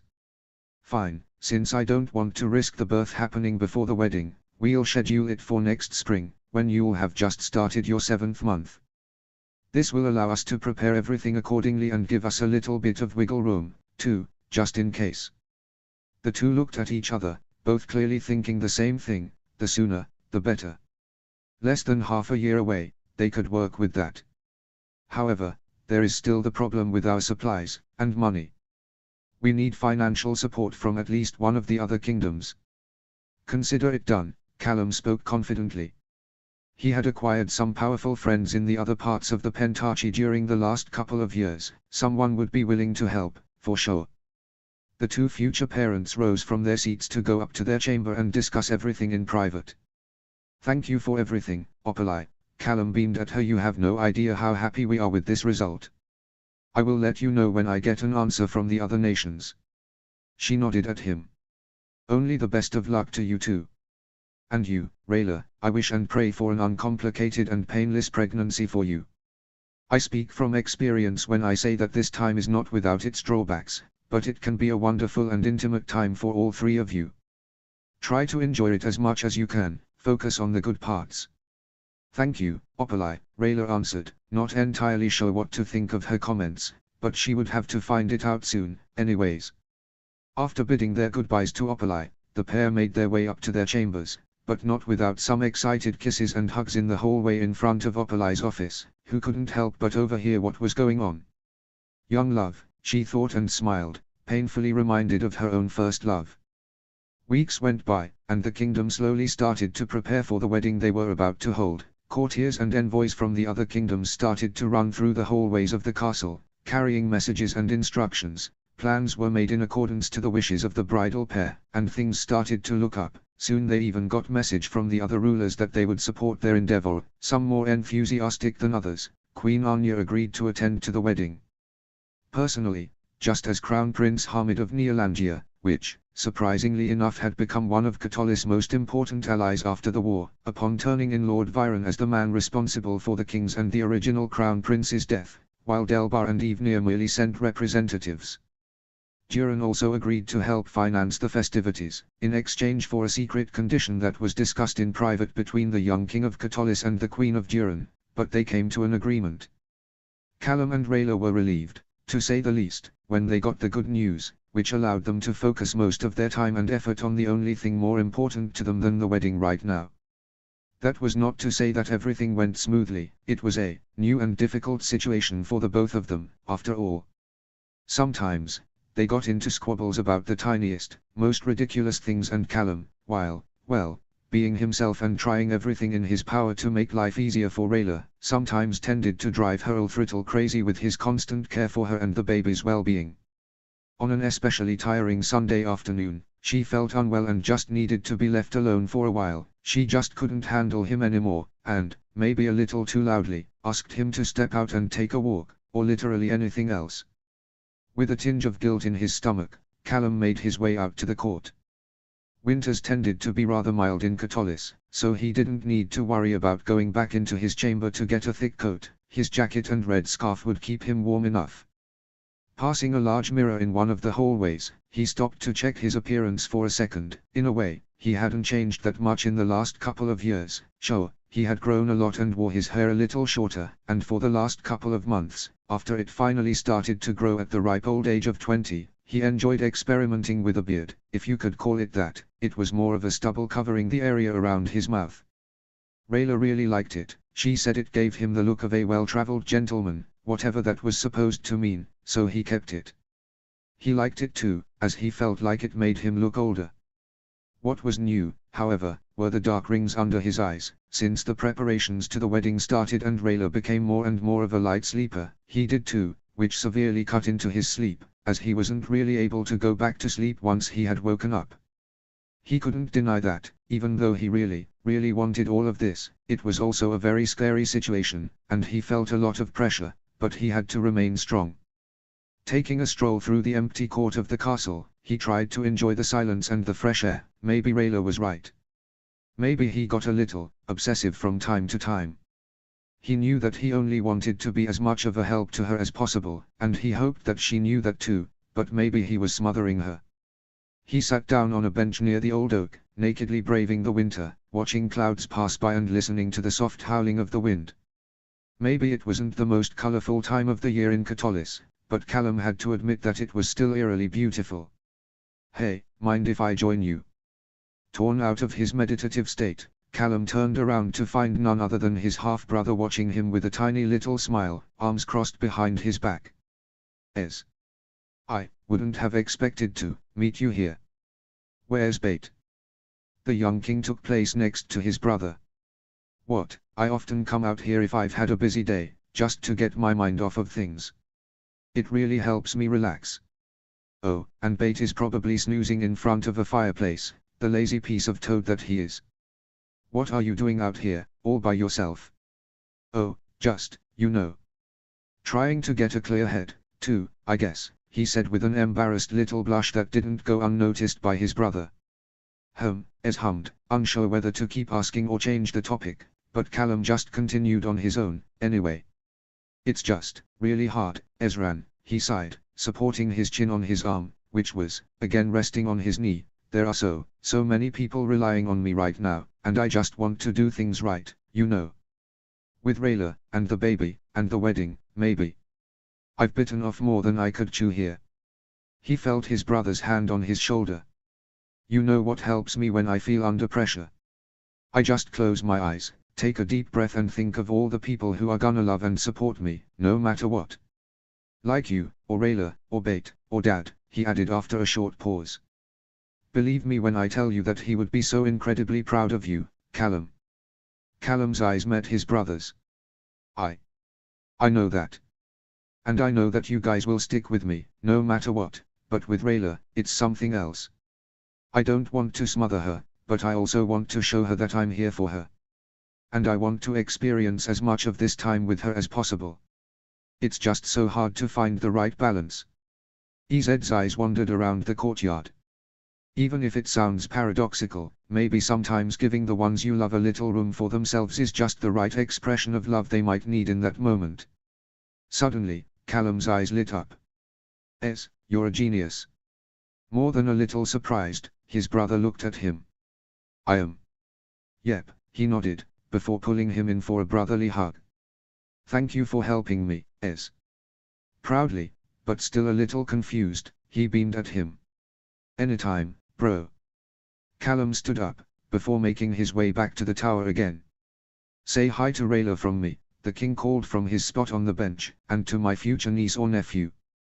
While Callum disappeared into the keep, the 16-year-old king confidently stared into the grayish-blue sky. He couldn't wait to be an uncle.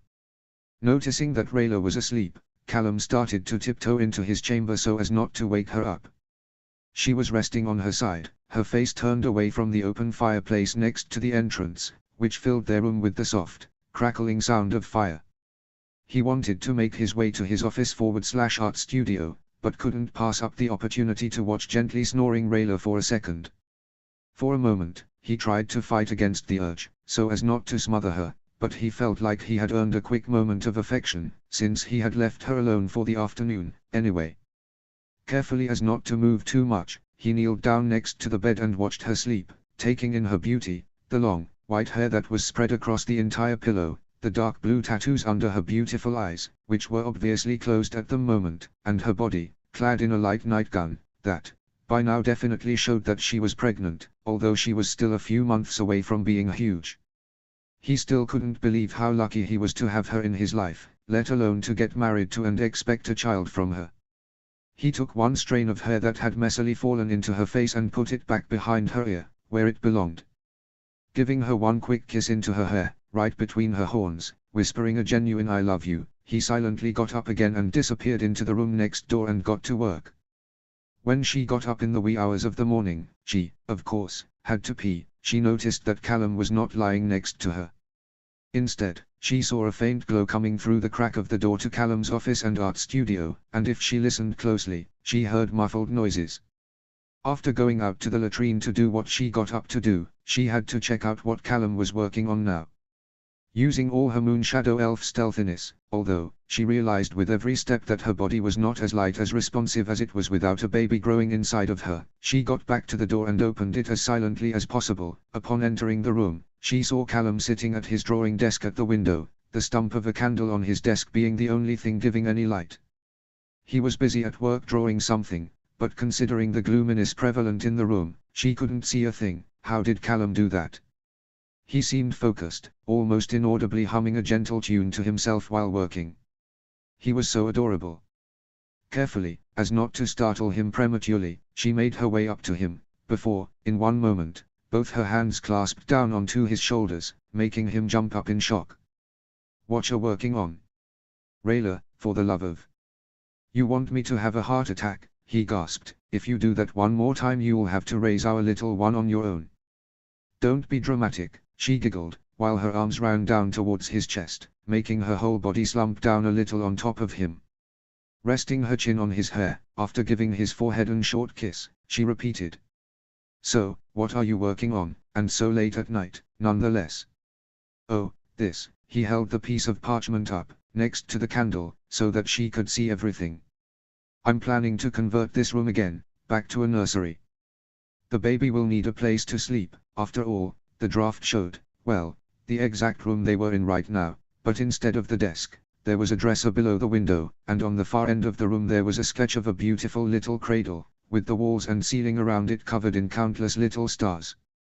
In fact, large parts of the usually rather bland castle wall was covered in pictures and some of Callum's drawings she recognized. "It's only a rough draft though." "It's beautiful, Callum," she whispered, blinking away a tear. These damned hormones. Why did she feel like crying all of the time? And how could he be so thoughtful and considerate all of the time? "But are you sure that you want to give up the room? I'm sure we'll find another solution. I mean, we're living in a castle, for crying out loud." "No, this is perfect," he answered, taking her hand that was resting on his heart into his own. I want to do this for the baby. That way I'll be busy, I'll still be around, but I won't be smothering you 24 hours of the day." "Callum," she sighed, "listen to me." She let go of him, pulled back his chair a little, so that she could, a little awkwardly, because of her belly, take place sideways on his lap. She placed one of her hands on his neck and locked her eyes onto his. He kept her from falling off by hugging her by her waist. "I'm sorry for how I reacted earlier, I didn't mean to yell. It's just... I know that you mean well, and I love you so much for trying, I really do, but sometimes, all you need is a little space." Callum completed her sentence, to which she answered with a smile and a nod. "You don't have to apologize. I know. It's just, I mean, I'm still kinda new to this, so I'm trying to work out the right balance, if you know what I mean." "I do know what you mean, you big dummy," she grinned. "Since, you know, I'm just as new to this as you. Or do you think I have a ton of little elven babies that I just couldn't be bothered to tell you about yet?" she asked with a crooked smile and a raised eyebrow. "Heh," he chuckled. "I sure hope not." "What's that supposed to mean?" she asked with a faintly angry voice. "What, nothing, I was just... I mean..." She couldn't help but giggle. "You're such a dork," she assessed, before giving him a long, affectionate kiss, which he returned with pleasure. "I love you so much," she whispered in between kisses, as she often did, and every time she really meant. Every time she looked into these deep green that looked back at her with nothing but love and admiration, she was reminded of how deeply he truly cared about her, and how lucky she felt to have him in her life. "I love you, too," he answered, almost redundantly, as the way he looked at her revealed more than his words ever could. Still, she enjoyed hearing it just as much now as she did for the first time, all those years ago. Soon, they decided to move their conversation, which had gotten them pretty worked up and soon almost exclusively consisted of kisses and sensual touches, to the bedroom. Confident that he was strong enough, Callum suddenly rose from his chair, carrying his wife-to-be bridal style, with considerable effort. Thankfully, it was only a few steps, towards their bed, kicking the door to their child's future nursery back into its frame behind him. For now, their chamber would remain silent, apart from the gentle sound of love, until, quite soon, they exhaustedly fell asleep in each other's arms. For the first time in days, they would both be able to sleep for more than 5 hours straight. Notes. I hope you guys liked it. Honestly, this chapter was brutal to work on. Not the writing itself, but the plot I wanted to cover. I had to rewrite entire pages multiple times because I just wasn't happy. I originally planned to confront them with the task to find a way to solve the question of succession, and I, for the life of me, couldn't come up with a legitimate way to take their child out of the succession. Besides, it would have been a pretty dickish move to take away its birthright just because it'll be an half-elf. That's probably not something they would agree to, anyway, even though they wouldn't want to reign Catullus in the first place. So I cut out most of the political stuff, because I feel like this is not the focus of the fic anyway and would have just stolen the spotlight from our protagonists. What remains is a fluffy little chunk of Rayllum. I hope you enjoyed it. I'm 90% sure that this fic will have 2 more chapters now, one with all the wedding preparations that still need to be done, and then, the grande finale, and boy am I looking forward to this. This will be spectacular, if everything goes to plan. Straight out of a fairy tale, hee hee. Get ready for more cheese. Chapter 3. Notes. See the end of the chapter for notes. Chapter text. Are you ready, Prince Callum? The High Cleric asked. MHM, he answered, already intimidated by the giant wooden portal, the entrance to the canyon. The venue they chose was the typical venue used for royal weddings in Catullus, the royal cathedral, which was carved into a naturally occurring ravine in the mountains near the city hundreds of years ago. Callum would see it for the second time. It was to be used exclusively for massive, festive ceremonies for the royal family of Catullus, apart from funerals, which were held in the Valley of Graves in the same area. He had been here once before, when his mother married King Harrow. He still couldn't fathom that he was about to do just the same thing now. All he remembered from the place was that it was massive, but maybe it just seemed like this to tiny, 4-year-old Callum back in the day. With a powerful push, Opalai opened the massive door, and as soon as she had passed through, she cleared the way, leaving an awestruck prince staring into the holy site of the kingdom of Catullus. His memory had definitely served him right. Before him, the open space unfurled. It was a long corridor, maybe about 200 feet in length and maybe 40 in width, confined to both sides by the straight, high, grey walls of the canyon. Above him, naturally occurring arches reached towards the middle of the space, but failed to meet each other. It almost looked like at some point, there was a barrel vault closing off the space towards the sky as in most cathedrals, but some parts had broken out, leaving the biggest part of the ceiling open for the sun to shine through.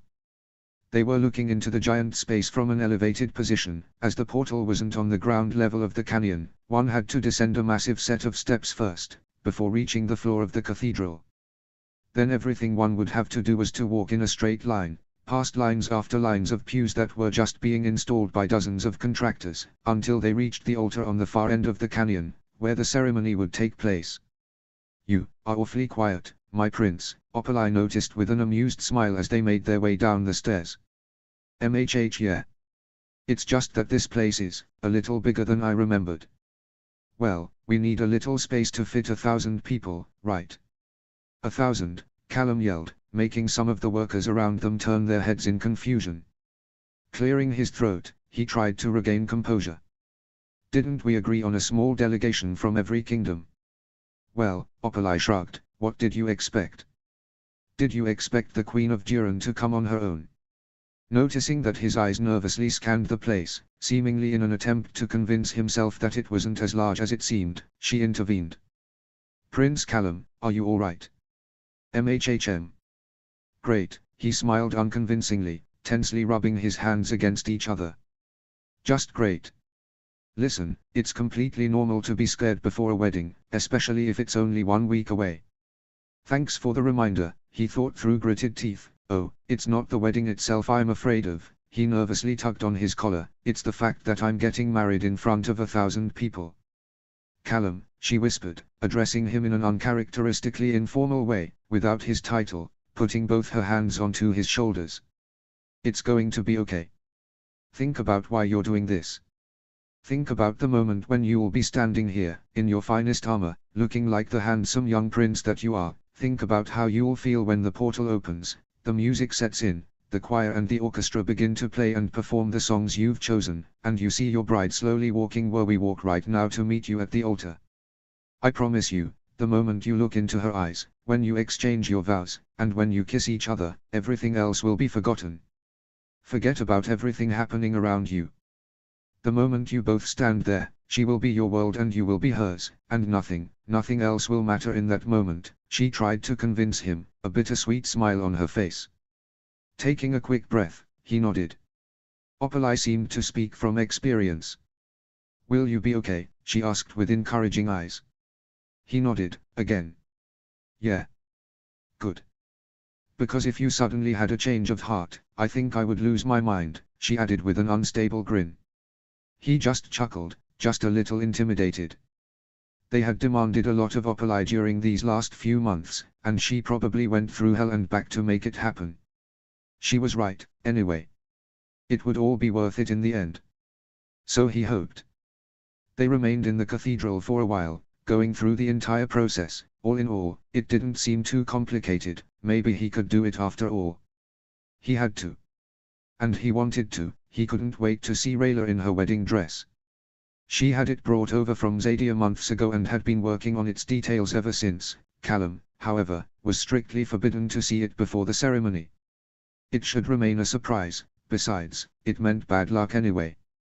The more they discussed the details, the more he actually realized how much was still left to be done. What about decorations? Flowers? Invitations? They had discussed the matter of elven attendance to the ceremony in length, and decided, since this was meant as a sign of reconciliation and international understanding, they had to invite a selected groups of elves, mostly from the Silver Grove. Of course, however, no one, except Ethery, had RSVP'd yet, and they gave up hope that anyone would come, anyway. Rayla, of course, was, understandably, a little sad by all of this, especially since Ranan was still undecided whether to attend. While he had accepted their marriage after elven rituals, he still didn't trust the humans. Rayla drew comfort from the fact that he would be there for their second wedding for sure. She didn't allow herself to get her hopes up, anyway. The day went by, and before they knew it, the sun had set. He had sworn himself, even if there was a lot to be done, to be back with Rayla before dark. While much still needed to be arranged, Opalai had promised him to take good care of everything. Obviously, he didn't have to take care of everything himself. What do you have an entire court for, if not to arrange your lavish wedding festivities? Now that Rayla had entered the third trimester of her pregnancy, things started to get really exciting. It was only a couple weeks ago that she had felt the first tingly sensation, which she was soon able to identify as their little one's first movements. Alia had confirmed that this was indeed very normal and a sign of a healthy baby, although taking note that Rayla was a little late with that in her pregnancy. Maybe elven babies needed a little longer to get going. Callum was just as excited as Rayla, and it pained him every time he had to leave her to continue working on the ceremony. If it went his way, he would have just stayed with her every day, all day long, just listening to the baby's heartbeat and feeling its movements, although, this way, he had something very special to look forward to every night he came back to his chambers. After a quick, fast ride back to the castle, he had finally learned to ride a horse at the proud old age of 19, he made his way up to their chambers in the keep. Before he had even set foot into his bedroom, he heard Rayla excitedly call his name. Callum. Get in here, quick, it's happening again. In a matter of seconds, he didn't even say hi to her, he had thrown himself next to her onto the bed, his hands immediately on her belly, feeling the soft sensation of their baby moving under the skin of her tummy. Does it hurt this time? It's alright, she giggled, it tickles a little. Likes to roll around a lot, seems to be quite the athlete. Callum grinned at her. Well, I know where they got that from. He gave her a short kiss on her forehead before sitting up in the bed again, now taking off his shoes and his jacket, getting ready for bed. How was your day with your bridesmaid? He asked with a sly grin, before turning around to put his clothes away into their garderobe. Oh, not too bad. We went over my vows again, she answered with a grin. And what did Aliyah say? Oh, she gave us the nod to our little endeavor. If I rest for the next couple of days, I'll be grand for the wedding. Callum turned back to face her. That's a relief. I think Opalai would kick us out of the castle if we had to cancel the wedding for whatever reason, he gulped. I mean, she can try. Rayllum shot him an evil grin, to which he responded with a soft chuckle. Maybe we shouldn't try and mess with her until we're finished with our little project here, don't you think? Ah, you're no fun, she answered, poking her tongue out at him. Now clad in his pajamas, Callum climbed into the bed with his soon-to-be wife, suddenly creasing his face into an anguished frown that did not go unnoticed by Rayllum. Hey, are you okay? Yeah, it's just a headache. I've been out in the sun for hours and I didn't have anything to drink. Dummy. Come here. Put your head onto my lap, she demanded, while she, complicatedly, due to her figure at the moment, switched into a cross-legged sitting style. There's not too much room there though. And whose fault is that? She raised an eyebrow and made a crooked smile. Now don't be a baby. Come here. As best as he could, he rested his head onto her lap, soon feeling her fingers at his temples, gently massaging the skin. What are you? Oh, that's kinda nice. It's an old moon shadow elf trick against headache, she explained, but you haven't seen anything yet. I kinda feel bad, my heavily pregnant future wife is giving me a massage. Shouldn't I be the one massaging you? Just let me do this for you, she whispered, not in the mood for long discussions. She wanted to do this for him. Besides, he had given her so many wonderful back rubs and shoulder massages during these last couple of months, she kinda owed him at least one. But I still won't say no to one of your famous shoulder massages later, she added en passant, putting a proud smile on his face. Now you have to keep still, promise me that. Sure, he answered, unsure what to expect. However, he certainly did not expect her thumbs in the sockets of his eyes, applying gentle pressure to the flesh just below his eyebrows, very slowly making their way towards his nose. It took him a little strength of will, but he managed to keep still, only letting out a cute little eep at first, which brought a smile to her face. It was a strange sensation, but it was really enjoyable. While the pain didn't disappear, it kinda numbed it, making him submit blissfully to his loved one's touches. How are you feeling, Callum? Better, he mumbled, eyes closed, but I wouldn't mind if you kept doing that for a little longer, if that's okay with you. I'm not talking about that, she admitted, I'm talking about the ceremony. Only 1 week to go, right? Are you nervous? Aren't you? She replied. To be honest, I'm shaking in my boots, and I don't think it'll get any better until it's over. But, he opened his eyes and took her hand midair, pressing a short kiss into her palm. I know that I'll feel a lot better when I see you walking through the aisle, and I'll be feeling a lot better when it's all over. But I still think that this was the right call. We will not regret this, I promise. I know I won't regret this. Not in 1,000 years. But I'm afraid that I'll mess it up somehow, like I usually do. You don't, and you won't. But what if I? You won't, Rayllum. I know it, he reaffirmed. Even if, and that's a big if, something doesn't go as planned, we'll find a way. And it'll still be a wonderful wedding. As long as you don't say the wrong name or something out loud at the altar, that would be somewhat less than perfect, he added with a chuckle. She smiled back at him, yet still not entirely convinced. All right, Clint. Soon, they went to sleep, or at least Callum did, while Rayllum went out on their tiny little balcony, enjoying the cool night's air, just taking in the majestic sight of the full moon that was up tonight. She felt its energy coursing through her own body, temporarily turning her skin into a dark shade of blue, the special power that all moon shadow elves had. Its power, its energy felt good, invigorating even, but after only a short moment, her skin returned to its normal pale color, as if the energy was trickling under her skin, into her core to be absorbed by her baby. For the beat of her heart, A moment that went by as quick as it had happened. She felt a connection, as if they had both taken hold of the lunar energy, one that went way deeper than anything she had ever felt before, as if her baby was trying to communicate with her, to reveal itself. It was impossible to comprehend, let alone to explain, but, at that moment, Rayllum felt it. No, she knew it, the revelation, mixed with the energy of the full moon and her hormones running wild, bringing tears of joy to her eyes. Soon, she would give birth to a healthy little half-elf baby girl. Notes. Another one down. This one was a little shorter, yet still padded with a little bit of fluff in there, as you could tell, but I have a distinct feeling that the next one will be a little longer than usual with a little bit more happening, haha. I have a rough idea, but I still need to think of a lot of details. I'll give it all I got. Thank you for sticking with me and my story so far. I hope I'll see you all next time for the grande finale. Chapter 4. Notes. Attention. Since this is a very special chapter, I have one special recommendation for you. At one specific moment in the story, to be able to fully immerse you into the mood of the chapter, I recommend putting some classical music in the background. Obviously, you can choose whatever you like Wagner's or Mendelssohn's wedding marches, but to me those are kinda overplayed and not extraordinary enough, so I chose this beauty, even though it is a coronation march, not a wedding march. https://www.youtube.com/watch?mark v=pxckl8jub&v_channel=bundorf lifeguards-topic. I would recommend having it on pause in the background while reading. When you see this symbol *******,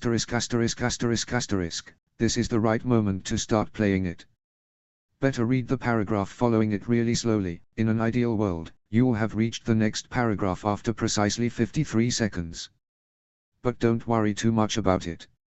Maybe it'll work out for some of you. I'm not mad if you won't even bother to try it, lol. It is your reading experience, and my recommendation as the writer of this piece is obviously highly subjective. In any case, I sincerely hope you enjoy this little story. I personally am really happy with how it turned out, pretty much exactly how I imagined it from the beginning. One last fair warning though, if you think the stuff I wrote so far is fluffy and sappy, you ain't seen nothing yet, kid. Please enjoy, and remember, any feedback is greatly appreciated. Happy Smiley. Chapter text.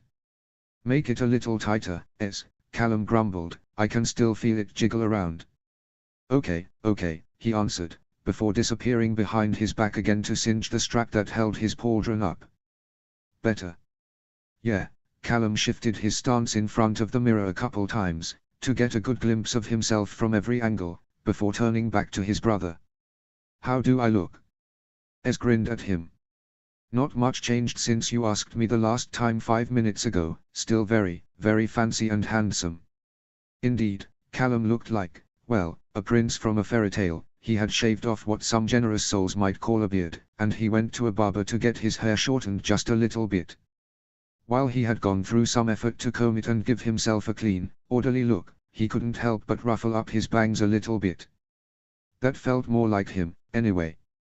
Thankfully, the armor he had to wear was just ceremonial, so functionality was a factor they would not have to worry about, so they left out most of the parts, like multiple jerkins and a chainmail. He just wore a simple vest and a pair of pants, with the pieces of golden ceremonial armor strapped to his feet, his shins, thighs, breast, his right shoulder and his forearms. It got quite heavy, though, so he carefully sat down whenever possible, and it got quite warm under there, too. Still, he had to admit that even though he usually didn't care for the royal attire, wearing something like this for very special occasions was something he could live with. It was very shiny, and the designs carved into the different pieces were very intricate and beautiful, with lines going along the rims of the pieces, all converging into the emblem of the 2 towers of Catullus on his breastplate. Sitting in front of the mirror, he saw his little brother appear behind him with a flat, square box. Now, I believe that you have never had to wear it until now, but I figured you'd like to wear it too, when you put one on Raylum's head in an hour or so. He opened it, and saw the crown of the Crown Prince of Catullus, an exact replica of the one that Ezran wore as king, open in the front, with the 2 towers on both ends, but entirely made of silver instead of gold. Callum nodded, and Ez carefully took it out of its box, crowning his half-brother from behind, thus completing the outfit. The step-prince just gave a weak nod. What a weird sight. Ezran produced a second box, and opened it, revealing the female counterpart, exactly the same, only that the towers were slanted on both ends. And this, he spoke in anticipation, is the crown that you will put on Rayla's head during the ceremony. Okay. Okay, the groom answered. I will have it ready for you when you need it. That's what the best man is for, right? Right, Callum smiled. Thank you for everything, brother. He slowly got up. The armor still needed some getting used to. It's an honor, honestly. I mean, I don't need to say anything here, right? You're my brother and Rayla is my best friend. You two are my family, and I couldn't be happier. I know that you will be happy together and that you will make this world a better place, by showing the world that peace is possible and desirable. And you will be fantastic parents to your little one and all the others you'll have eventually. Heh, easy there, Callum chuckled. I think one will be enough for now. I guess what I want to say is that I'm very proud of you. And Mom and Dad would be, too, he finished with a wide, gentle smile and a tear in his eye. Callum pulled his not so little. He had a growth spurt and was now almost as tall as Callum. In a year or so we would probably overtake him. Brother in for a long hug. Thanks, Ez, he mumbled into his brother's hair. I like to think so, too. Whoa. Rayla turned around with an annoyed sigh. Finally. Where have you been? We have to be out there in 15. He just stared at her absent-mindedly. He was all made up for the ceremony, wearing an elegant burgundy robe with a golden cravat, the typical wedding outfit of many Catolian noblemen. Soren. Soren. Sorry, Rayla, it's just, wow. I mean, wow. This was his first time seeing Rayla in her wedding dress. While she, of course, expected him to be supportive, he was her bridesmaid after all. She did not expect him to be this dumbfounded by her appearance. He had seen the dress before, however, not with her inside of it. It was made of silk that shimmered like silver, starting from her chest. It was strapless, thus leaving her shoulders blank, flowing all the way down to the floor in many layers. Her big, round baby bump was prominently put on display by the dress, however, it was still loose and floaty to be comfortable to wear all day. Part of her felt absolutely ridiculous in such an outfit. This was not like her, at all. It was impractical, it got in the way, it somehow even ended up feeling heavy despite being made out of such a light fabric, since there was so much of it she had to carry around, and yet, she couldn't deny that she felt really, really beautiful in it. Her style was completed by her hair, which had been braided into multiple strands along the sides of her head, all of them merging into one large plait on the back of her head. Her horns were poking out prominently. Still naked, she still had to wait to put on Callum's cuffs. That would only happen at their next ceremony. Rayla, Soren said after finally regaining composure, putting his hands on her shoulders, you're gorgeous. Thank you, Soren, she said with a shy grin, a deep blush suddenly appearing on her cheeks. Her ears made that cute little thing again, when they sank down a little bit, usually out of perplexity or affection. I'm really happy that you're here for me, she whispered, flinging her arms around his neck. I just wish I could have done more, he mumbled, you know, because I couldn't help you with your baby stuff, or your dress, or your decorations, or... Shut up, she shushed him with her index finger on his lips. You've been a great bridesmaid. You've been there for me when nobody else was, you listened to me and helped the best you could, and, you've given up being Callum's best man, just for me. That alone means a lot, Soren. Hey, you're both my best friends. I'm just glad to be involved. Her shy smile had turned into a grin. You're so cute, you know that. You'll make a girl very happy one day. And I promise you I'll be there for you as your best man, got it? He grinned. It's a deal. Thank you, Rayla. But for now, let's maybe focus on your wedding first. She took a deep breath. Okay. You can do this. Oh, there is one thing, though. What is it? There has kinda been a change of plans. What? Yeah, I'm afraid I can't walk you down the aisle. It's not typically the bridesmaid's job anyway. Why not? Are you kidding me right now? Soren just grinned at her and whistled a signal. At that moment, the door to the bride's chamber opened, leaving Rayla shell-shocked for a moment. None other than Ranan and Ethery entered, both with a proud, gentle smile on their face, storming towards their confused, but happily crying fosterling to pull her into an intimate family hug. Not wanting to intrude in the intimate family moment, Soren gave her a signal that he would wait on the other side of the door to come and get her when it was time. "We're proud of ye, lass," Ethery said with teary eyes, and even Ragnar was obviously moved seeing his little girl on her wedding day. "If only your parents could see you like this," Ragnar added, making the bride howl even louder, "they would be so happy for the three, of you. And we are, too. You can do this. You can do this. You can do this. Ready, Callum." His jittery hand rested on the door handle of the small room right next to the altar, which he and Ezran had used to prepare him for the wedding. He only had to take a couple steps to the altar, he had the easy part. But Rayllum had to walk down the aisle, slowly and gracefully, maintaining protocol, in accordance to the music. He only had to stand there and look good. He took one last, deep breath. He could hear the murmur of hundreds of souls in the cathedral from the other side of the door. It'll be over soon, he thought. And Rayllum will be there. Rayllum will be there. He pushed down onto the handle, entering the cathedral from the side, his best man, his brother, the King of Catolis, right behind him. Upon noticing the sudden events in the front, silence swept across the church, with hundreds of pairs of eyes looking at him expectantly. Opalai had done a fantastic job with the decoration. The aisle and the area around the altar was covered in beautiful red and golden carpets. The empty space between the old, withered statues of forgotten kings which adorned the walls of the canyon, was covered by the banners of all 5 human kingdoms, and copious amounts of flowers and garlands were put basically everywhere. On the side of the pews towards the aisle, around the altar, and along the grandstands were the most decorated guests. Sat, near the front of the church.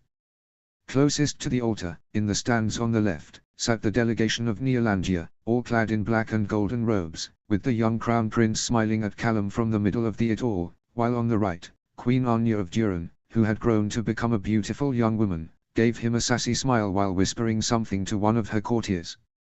Behind the stands followed the pews that ran all the way along the corridor, to the stairs that led up to the entrance of the cathedral. To both sides of the staircase, a massive orchestra had gathered, ready to introduce the bride, who would enter at any moment now, followed by the high cleric to officiate the wedding. In a large balcony, above the entrance, Callum noticed the choir, silently preparing as well. Apart from a stray cough here and there, an almost spooky silence filled the room, everybody waiting for the bride to arrive and the ceremony to start, until suddenly, the doors were opened and the orchestra started to play a gentle, yet stately melody. Asterisk asterisk asterisk asterisk. Hectically, people rose from their seats, all heads turned around to the entrance to look at the bride, who had yet to appear. Expectations increased and Callum, his heart almost bumping out of his chest, was about to faint from excitement, or, more exactly, pure panic. This was it. The moment he had been waiting for the last 7 years. The love of his life would enter now and they would get married under the eyes of the entire world. Deep breaths, Callum. The music increased in volume, building up tension for more than a minute, which felt like eons to the groom, and then, it happened. Right on cue, accompanied by the bombastic sound of blaring trumpets that had now joined the gentle strings, the bride finally appeared on top of the stairs, halting for just a second, one of her fathers in each of her arms. Rayllum almost didn't dare to look at the massive cathedral that spread out before her, hundreds of pairs of eyes directed at her. At that moment, Callum was not much more than a distant spot at the end of a never-ending corridor. Deep breaths, Rayllum. One step at a time. Slowly. Gracefully. Down the stairs. Along the aisle. 2 little flower girls joined them at the bottom of the stairs, walking only a few feet in front of the bride, tossing cute little petals on the floor for her to walk on. The entourage was followed by Opalai, who wore the most festive robes of the High Cleric, white with golden rims and elements, and 2 young acolytes carrying golden torches. Rayla's eyes focused on that one point at the end of the aisle, otherwise she felt like she was about to faint. If Ragnar and Ethery weren't there with her, she would have probably lost balance already. A few more steps, now she could focus on Callum. He gave her a comforting smile. One more deep breath. She had made it to the front, without messing up so far. Ragnar and Ethery let go of her, giving her one last hug and kiss on the forehead, before letting her go towards the groom, clearing the way for the cleric and the altar boys. Ascending the 2 remaining stairs to the altar, she was finally met by Callum, who, obviously awestruck by her beauty, took her hands, and both of them realized with a soft chuckle how sweaty each other's hands were. Callum really was dumbfounded by how she looked in her beautiful silver dress and her hair all made up like this. She was just as impressed at how handsome he actually looked in armor. A little out of place, maybe, but he could definitely wear it. Just basking in each other's appearance was just enough to distract them for a moment. They were both really, really nervous, but just being with each other, holding each other's hands, really tight, and just exchanging excited and comforting views was enough to keep them sane. They got this. Deep breaths. The music stopped. Ceremoniously, Opalai strode behind the altar. Loud rustling was heard from behind, most probably due to 1,000 people sitting down again at the same time. Silence once again filled the cathedral, before Opalai started to speak. The bride and groom had turned to face her, Callum on the left and Rayllum on the right, with their backs towards the crowd. Although this was strictly against protocol, they couldn't let go of each other entirely, so Callum's right hand still held Rayllum's left in an effort to give both of them the strength they needed. "People of the Pentarchy," the priestess exclaimed, her voice echoing through the ravine, before adding, with a glimpse at the bride and her foster parents, who stood at the side of the altar space, "and people of Zadia." People in the pews looked at each other, confused, or even critically, but not a sound was heard from the audience. Centuries of fighting, be it amongst the human kingdoms, or amongst the human or the elven race, have left our world divided. It speaks for itself that we were only able to cooperate, once we had a proposedly bigger enemy to fight, Zadia. As we are all aware, however, the only enemy we had to fear lived in our midst the entire time, and peace could return to the people of the Pentarchy and the elves of Zadia, once he was removed. This peace, however, was, and to this day, still is an uneasy and fragile one. This could change today. As despicable as he was in his actions, the traitor's goals were honorable, a better, a brighter future for the human race. I think, everyone present agrees on that goal. However, he chose the way of destruction, of murder and violence. This cannot be the foundation on which we build our future as a community. The flame of hate burns bright, but it dies out just as quickly. No lasting order can be born out of war and hatred. No, the war is thankfully over, the cycle of hurt and destruction broken, by a small group of people who believed in peace and did whatever had to be done to conserve it and end the senseless slaughter. Never in the history of our world was so much owed by so many to so few. Not entirely coincidentally, all of the people involved in bringing peace to our world now are present today, with 2 of them standing right in front of me, a human prince, and an elven warrior, who had ignored everything they were taught about each other by bigoted people blinded by hate. They saw past this and they only found each other. They became friends, and soon, they fell in love with each other. Now, a short few years later, they stand here, to be joined in the holy bond of matrimony. Their story, their love serves us as a beacon. There is a better future for us, for all of us, but through love, forgiveness and peace, not through war and hate. Their union shows that it is possible to overcome stereotypes, to cross borders in peace and learn to accept, rather than tolerate, or in some cases, even learn to love each other. One just needed to take the first step, and those 2, brave, beautiful souls courageously decided to do it for us, one that we all have the duty to follow now. Opalai took a deep breath, her eyes wandering from the crowd back to the bride and the groom, who humbly smiled at her. Opalai had really gone all out. This was a beautiful sermon, they thought in unison. Their priestess smiled back at the 2 lovers. But, for a moment, let's strip away all of the political implications of this moment. We are here to witness the union of 2 souls in their quest to be accepted by the community and the gods. At the end of the day, their love is what we are celebrating today, and, frankly speaking, what this ceremony should be all about. The cleric smiled at the bridal pair sympathetically, before continuing. We are gathered here today to witness the union of Crown Prince Callum of Catolis, son of Queen Sarai and stepson to King Harrow, and Rayllum of the Moon Shadow Elves, daughter to Teodrin and Lane, represented in this ceremony by Ranan and Etheri.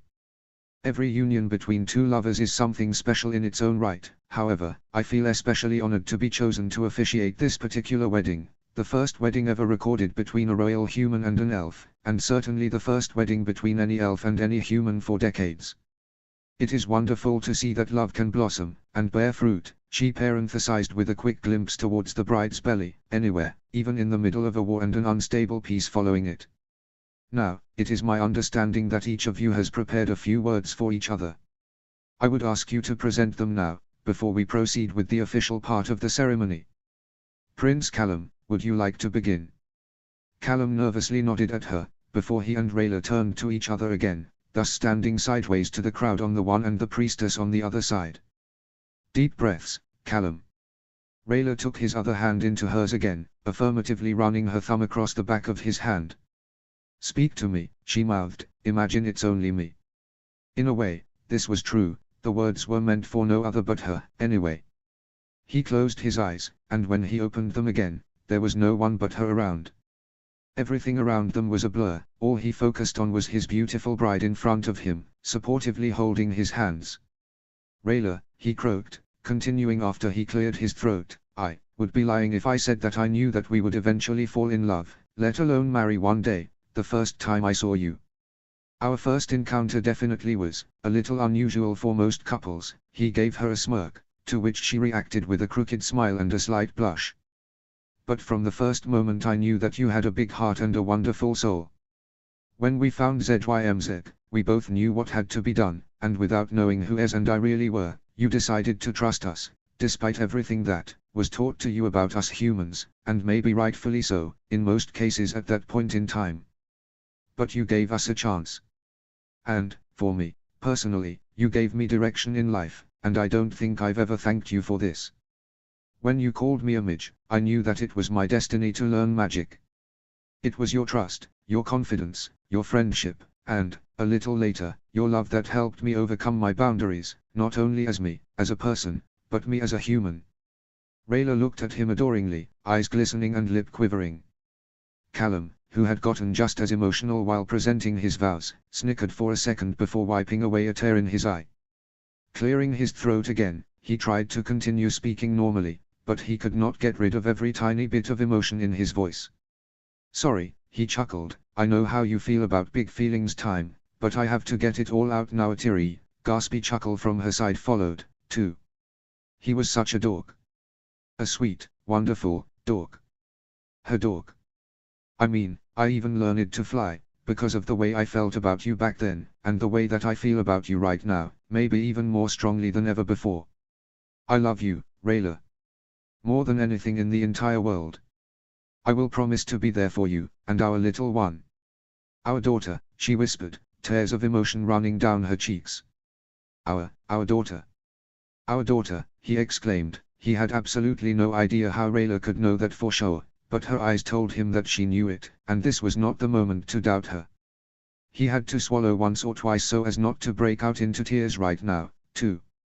Our little baby girl, he mumbled with a happy grin, which Rayla confirmed with a furious, euphoric nod. I will promise to do whatever I can to be there for you, the both of you, to support you, cherish and love you until the day I die. You, and the family that we will raise together, are and will be the center of my life.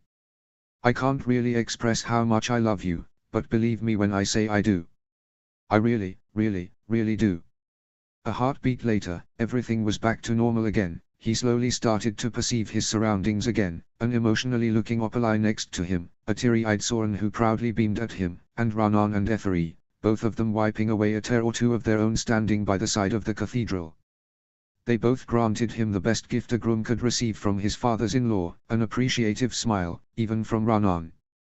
For a moment, he even paid attention to the people in the stands, many of them observing the spectacle in awe. His focus, however, never wandered off of his bride who had almost melted into tears of emotion by this point. It took her a moment to regain her composure, not without a little help from the groom, who felt like a huge weight had been lifted off his shoulders, now that the most difficult, and for him, the most important part, putting his feelings into adequate words, was over, and from the reactions of everyone, he felt an immense sense of pride. It seemed like he had succeeded. Callum, she gasped for air and wiped away the tears that would not stop flowing. I'm kinda at a loss of words here, she said with a tearful laugh, and many people from the audience joined in. I was thinking how to put in words how I felt about you, Callum, but this. This is exactly why I love you more than anything else in the entire world. You are the sweetest, most wonderful boy there is, and I got a hunch that that will never change." She giggled, squeezing his hands. "You're right, we did have a rocky start, to say the least. But you put your trust in me, and sacrificed everything for me, without knowing me at all. And then you were there for me, believed in me and stood up for me when nobody would, during my darkest hours. I'm glad that you did, because I don't know where I would stand now if you hadn't. It took me a while to realize it, but now I know that I am worthy of your love.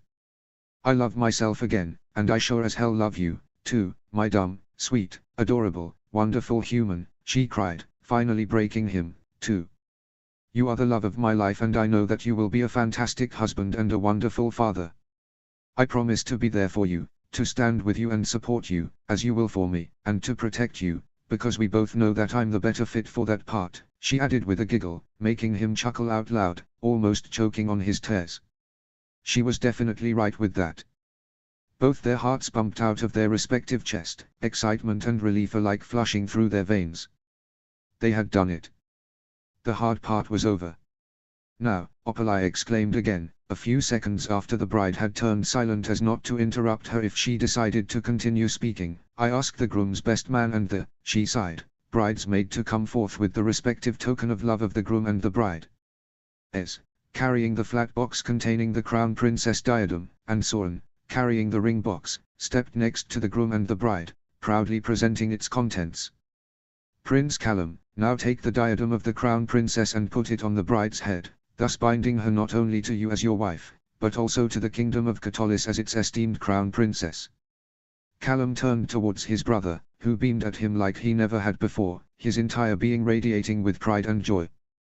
The groom grinned back at his brother, carefully taking the crown out of its box, before turning to the bride, who bowed down as best as she could to make it easier for him to crown her. As silver met silver, some people started to cheer or even applaud, more joining in the process. The crown fit her perfectly, nestled into her hair, elegantly curved around her horns. "All hail Crown Princess Rayllum of Catolis!" Opalai shouted into the cathedral, and an overwhelming majority of people cheered even louder than before, leaving Rayllum and Callum flabbergasted. "Crown Princess Rayllum, take the ring you chose as a token and put it on the groom's hand, thus completing the ritual, and, in the process, your bond." Excited out of her mind, she turned towards Soren, who grinned at her with teary eyes, offering her the ring.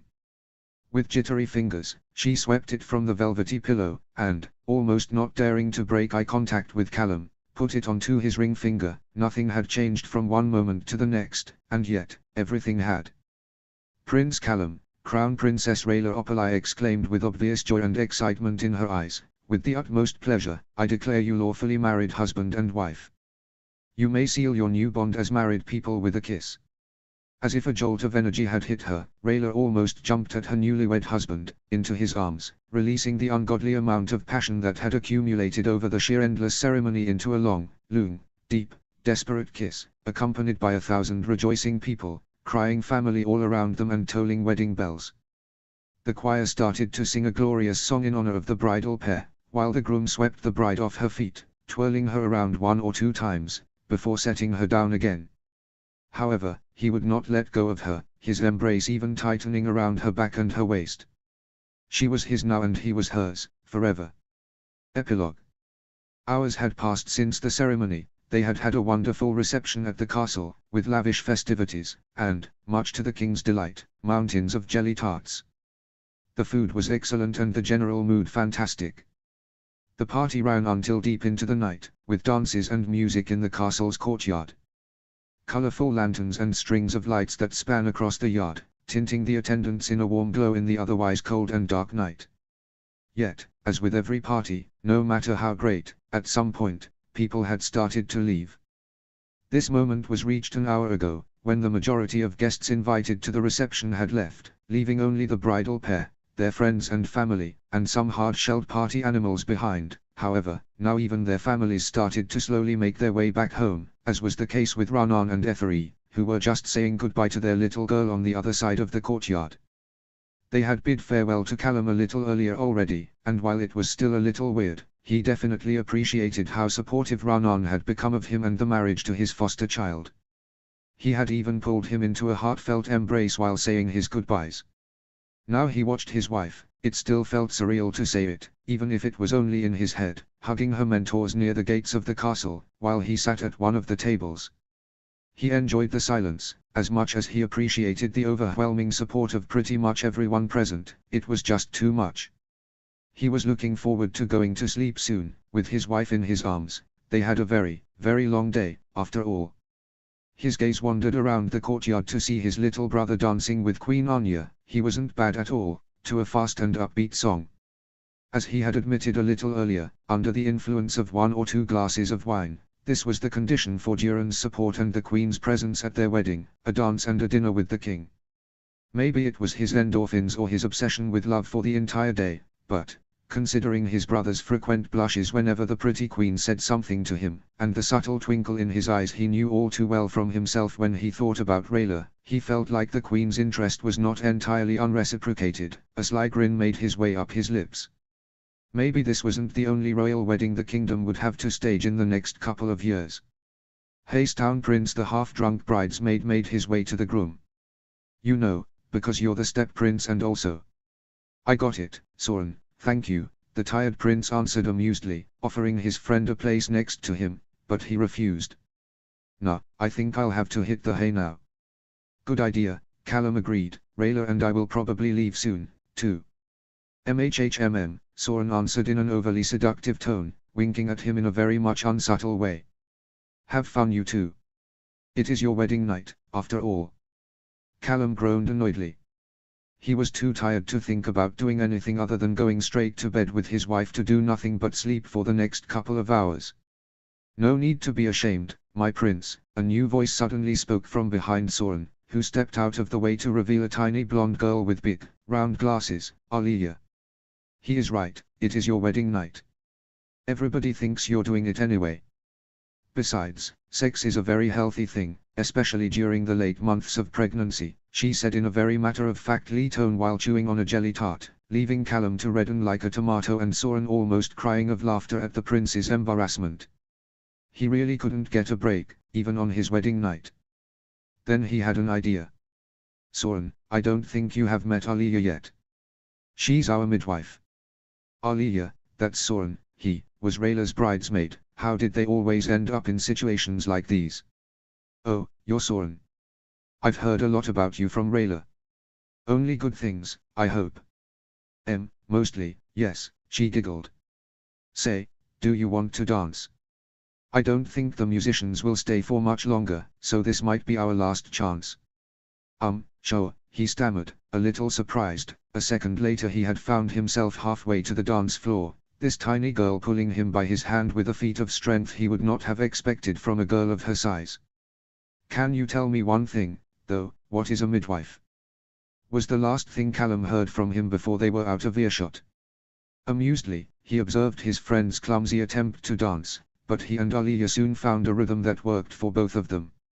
Alia seemed to giggle often, a little too often to be a coincidence, and Soren seemed to have a good time himself, too. "Hey handsome," he heard another voice, but one he was actually very glad to hear. "Hey," he meekly answered, feeling his wife's hands on his shoulders. Once again, she had managed to sneak onto him from behind. Instinctively, he put one on his hands over hers, and they just enjoyed the silence, and the view of the last few remaining party guests having fun on the dance floor, together. Not believing her eyes, however, she broke the silence again. "Is that Soren and Alia?" "Yep," he simply answered. "They really seem to hit it off." "That's kinda cute," she assessed with an appreciative nod. "Yep," he answered again. "You're tired, HM." He chuckled. "You have no idea." To that, she raised her eyebrow in disbelief. "Oh really? I wasn't aware that you were carrying a baby in you all day, too." "Idiot," he thought. "Starting a marriage off strong." "Ouch," he just said, to which she responded with a soft giggle. "What do you say, one last dance before we hit the hay?" "Rayllum, I can barely." "Come on, did I marry a bore or what?" He sighed, rising from his seat. He could do one more dance. "Fine." Hand in hand, they made their way to the open space in the middle of the yard, before Rayla let go of her husband to go towards the musicians to request one last song. Obviously, they accepted. One does not refuse a bride's wish on her wedding day. Don't worry, I chose something slow and romantic for you. I know you know that kind of music. MHM. And you're sure this doesn't have anything to do with the fact that you like smoochy dances, too, right? Maybe, she admitted with a light blush. I'm just excited to immerse myself into my husband's culture. Believe me, our music at weddings is a lot more lively than yours. Can't wait to see you try our famous lake dance. But I have to admit, your music has its charm, too. With that, the band played a smooth, calm melody, and the newlyweds started to dance in the simplest way possible, only shifting their combined weight from one foot to another. They lacked the energy to do anything further. Closely entangled, her arms around his neck and his hands around her lower back, forehead against forehead, they did nothing but silently enjoy each other's company. Once again they forgot everything around them, almost drifting off into a meditative state. They didn't notice that all the guests had soon left, including Ez, Anya, Soren and Aliyah. They didn't even notice the musicians finishing the song, packing up and leaving, too. Soon, they were left completely alone. Only when the sun rose shortly after, they awoke from their intimate trance, exchanging tired gazes and smiling at each other exhaustedly. It was high time to get some sleep. Happy wedding day, Callum, she whispered, a beautiful shiver running down her spine upon recalling yesterday's events. Happy wedding day, Rayla, he breathed, before giving her one last, honest, tender kiss for the night. Without losing another word, nothing else was left to be said. They made their way out of the courtyard and into the keep, leaving nothing behind but the mess of a wonderful party, memories that would last a lifetime, and the silver shine of the crown prince and princess diadems, roughly stacked on top of each other on one of the many tables, in the light of the rising sun. It was the dawn of a new day, a new era for the kingdom, and, more importantly, for the crown prince and crown princess of Katolis. Rayla, I need you to give me another push. I can't, she whimpered helplessly, almost crushing her husband's hand she was clinging onto as if her life depended on it. She was a sweaty, tired mess, and her entire body hurt like hell. She had gone through a lot in her young life, but this was easily the most painful experience she ever had. Easily. Her contractions had started in the early evening, and very soon, she started to realize that this wasn't the kind she had to deal with for weeks now. No, this was something new. And, honestly, she felt relieved that it would finally happen now, relieved and terrified. If it started like this, how would it feel when she had to push it out? Very painful, as it turned out. Painful and long-winded. As soon as the contractions came more frequently and were harder to endure, Callum brought her to the infirmary and called for Aliyah, who made sure never to stay too far away from Rayla for the last couple of days, knowing that it could happen any day now. Of course, she was right. It took her a couple painful hours to get ready, or fully dilated as Aliyah kept calling it. Now, to the hard part, she said, resulting in Rayla looking at her in a mix of panic, disbelief and anger. Now's the hard part. And oh boy, she had no idea what she had coming for her. Another 2 hours of pain and exertion, worse than anything she had to encounter so far. Aliyah and Callum tried to support and motivate her as best they could, but she was reaching the end of her strength. I know I've been saying this for a while now, but I'm serious, you're almost done, Aliyah screamed so that Rayla could hear her over her own screams. I see the head, it's almost there, Rayla. Come on, one more. Rayla was really trying her best, contorting her sweaty face in agony, but to no avail. Rayla, you have to keep pushing. Callum, I can't, she whimpered, tears in her eyes. I'm already failing as a mother, and my daughter hasn't even been fully born yet, she thought. Even if it broke his heart seeing her like this, and he would have done anything to make this easier for her or take her pain away, he, and of course, she did too, knew that she had to do this on her own. However, this didn't mean that he was completely out of the picture. He doubled down, literally, holding her hand with both of his, to show that he was her for her and he wouldn't go anywhere. Determination glistened in his eyes, and he tried his very best to give her a new rush of energy. Look at me, Rayla, he said with an unusually resolute voice, making her lock her terrified amethyst eyes on his own. I believe in you, he whispered, I know that you can do this. You're strong. the strongest. I know you can do one more. But. Bap, bap, bap, one more, for now. Come on, let it all out on me. I'm ready, he proclaimed with a challenging grin, bracing for what she would unleash on him now. She gave a weak nod. Challenge accepted. 1 deep breath. 2 deep breaths. And push. With one blood-curdling scream, she, once more, gave it all she had, almost breaking her husband's hand in the process, accompanied by Aliyah, who supportively cheered for her while making sure that the baby was coming out in a way that would hurt neither mother nor child. Rayla's ears arched up, from one moment to the next. Upon hearing her daughter's first cries, it was as if a trigger was hit in her brain. New strength, new focus came over her. She would finish this. For her. Only the shoulders left. Rayla, one last, big push and you're done. You've got this, Aliyah screamed over the chaos, and with a new wave of burning, new energy, she gave it one last, determined push, her contracting body suddenly loosening, the unimaginable pressure from her lower abdomen just disappearing, gone, from one moment to the next. However, that's not to say that she was all good now, she still felt sorer than ever before.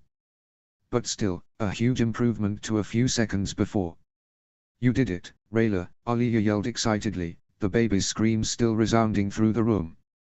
For just 1 second, the new-fledged parents exchanged exhausted, tired, teary, incredibly happy gazes and a quick, relieved kiss. They had done it. They had brought a new life to this world. Rayla had. Just on time, Aliyah rose from the lower end of the bed, where she had prepared the most basic things, like giving the baby a very basic wash in a tiny tub of warm water, before tightly wrapping it into a cozy, warm, soft, blue blanket, which reduced the screams just a little. Someone wants to say hello, Aliyah said softly, interrupting the couple's moment of respite. She had a good reason though, she held it in her arms. It's a girl, she added with the widest grin, slowly making her way around the bed to give her into her exhausted mother's arms, who, obviously, that's just how this works, had already known. Rayla's heart almost dropped into her stomach upon laying her eyes onto her newborn daughter for the first time, let alone feel her weight against her chest, even feeling her tiny little heart pumping like crazy. Hesitantly, carefully so as not to hurt the tiny little body, she took her into her arms and gently pressed her against her chest. It didn't take her daughter long to figure out how to quench her thirst, almost instantly latching to her mother's breast, strengthening the immediate motherly bond even further. She still couldn't believe what was happening right now. Her mind, her thoughts were blank for the moment. Right now, everything worked automatically. Instincts completely overtook her. It just clicked for her. It made sense, it worked. Maybe Callum would have felt a little excluded, if he too was capable of comprehending what was just happening. The baby that laid in his wife's arm was his daughter. His own flesh and blood. He really, truly, finally, was a father now. And he couldn't have been more excited. Aliyah had decided to quietly step out of the room, to give the new little family a moment of privacy, their first moment together. She left the door slightly open, just enough so that they could call her if they needed her, but they definitely deserved to enjoy this moment alone. No one spoke a word, they were both too fascinated observing their little daughter squirming in her blanket, until one hand broke free, haphazardly grasping around until her tiny, stubby little fingers finally found loose purchase on her mother's index finger. Observing what was happening, her mind realized something. 5 fingers, Callum, Rayla croaked, she has 5 little fingers. Quick further investigation showed that she, indeed, had 5 cute stubby little toes on each of her almost just as tiny feet, too. Apart from that, she looked more like her mother, her head covered in a sticky little bushel of white hair. Her ears seemed to be a little pointier than human ears, but not quite as long and slim as elven ears, and even her eyes, that still remained closely shut, were a little more on the elven side. She already resembled her mother. For a moment, Callum's heart skipped a beat in horror, when he noticed something. Gently, very carefully he put his hand on his little daughter's head to comb her sticky hair from 2 prominent little bumps on the crown of her head, which Rayla now noticed too, however, with a much more positively excited attitude. That's where her horns are going to come in, she squealed. Her little girl would have horns, just like her. That's incredible, Callum assessed with a relieved sigh. 2 curious little bumps is nothing you would like to see on your daughter's forehead immediately after her birth. She definitely took after her mother, and he was really, really happy for her. Still, before he could finish the thought, suddenly, she opened her eyes, and 2 bright, lively, dark green eyes started to curiously discover their surroundings, including the 2 gentle giants beaming down at her, watching her every move. "Her eyes are definitely yours," Rayllum stated with a giggle, before, under a lot of effort, managing to let her eyes off her little one for just a moment to check after her husband, who looked more proud and happy than ever before, even more than at their wedding. Seeing his excitement and the glistening in his eyes, she let out a tired, but happy laugh, that Callum shared. They couldn't exactly pinpoint why they needed to laugh, but the emotions just needed to flood out. They were both all over the place, tired, deeply moved, and, above all, really, really excited. They had brought new life into the world and they already loved her more than they could have ever imagined. They remained like that, Rayllum in her birthing bed, the tiny girl against her bosom, cuddled against her husband who sat right by her side, both dreamily watching their daughter's first squirmish movements. "So, now that she's here, any decision in the name department?" Callum asked curiously. They had discussed names for a long time, both Catolian and Elven names, narrowing it down to a select few. They had agreed to make the final decision when they would see her for the first time. This moment had now come, and in less than a heartbeat, Rayllum knew her name. With an emotional smile, she nodded, her eyes remaining on her little daughter. "Meady," she whispered. "Meady, sorry I." With a happy grin, she turned her head towards her husband, who looked at her in shock, deeply moved by this decision. They had not discussed his mother's name, but he felt deeply honored that she was the one who brought it up. Meady, the cunning, in the Elven language, and his mother's name. "I love it," he croaked, "it's perfect. And we can easily shorten it to Maddie." "Our little Maddie," she whispered, gently rocking the baby in her arms. "This feels right." "She's a Maddie, Callum," she cried excitedly, earning a couple soft kisses against her temple from her husband. After a few more minutes of wallowing in blissful parental joy, Rayllum's needs kicked in, and not even the amount of oxytocin she felt, holding her newborn daughter in her arms, was enough to keep her awake, mind and body still heavily weakened by a sleepless night of pain and brutal physical exertion. While emotionally, Rayllum had already worked through the horrible night, every bad emotion swept away by the incomparable feeling of holding her child for the first time, her body just needed the rest, and she couldn't help dozing off into a deep, well-earned slumber. For a few more minutes, Callum stayed with his flat-out wife, but Maddie was getting squirmish on her mother's torso again and started to babble and squeal, so as to allow Rayllum to finally get some well-deserved rest. He carefully took his daughter from her mother's chest and tiptoed out of the room.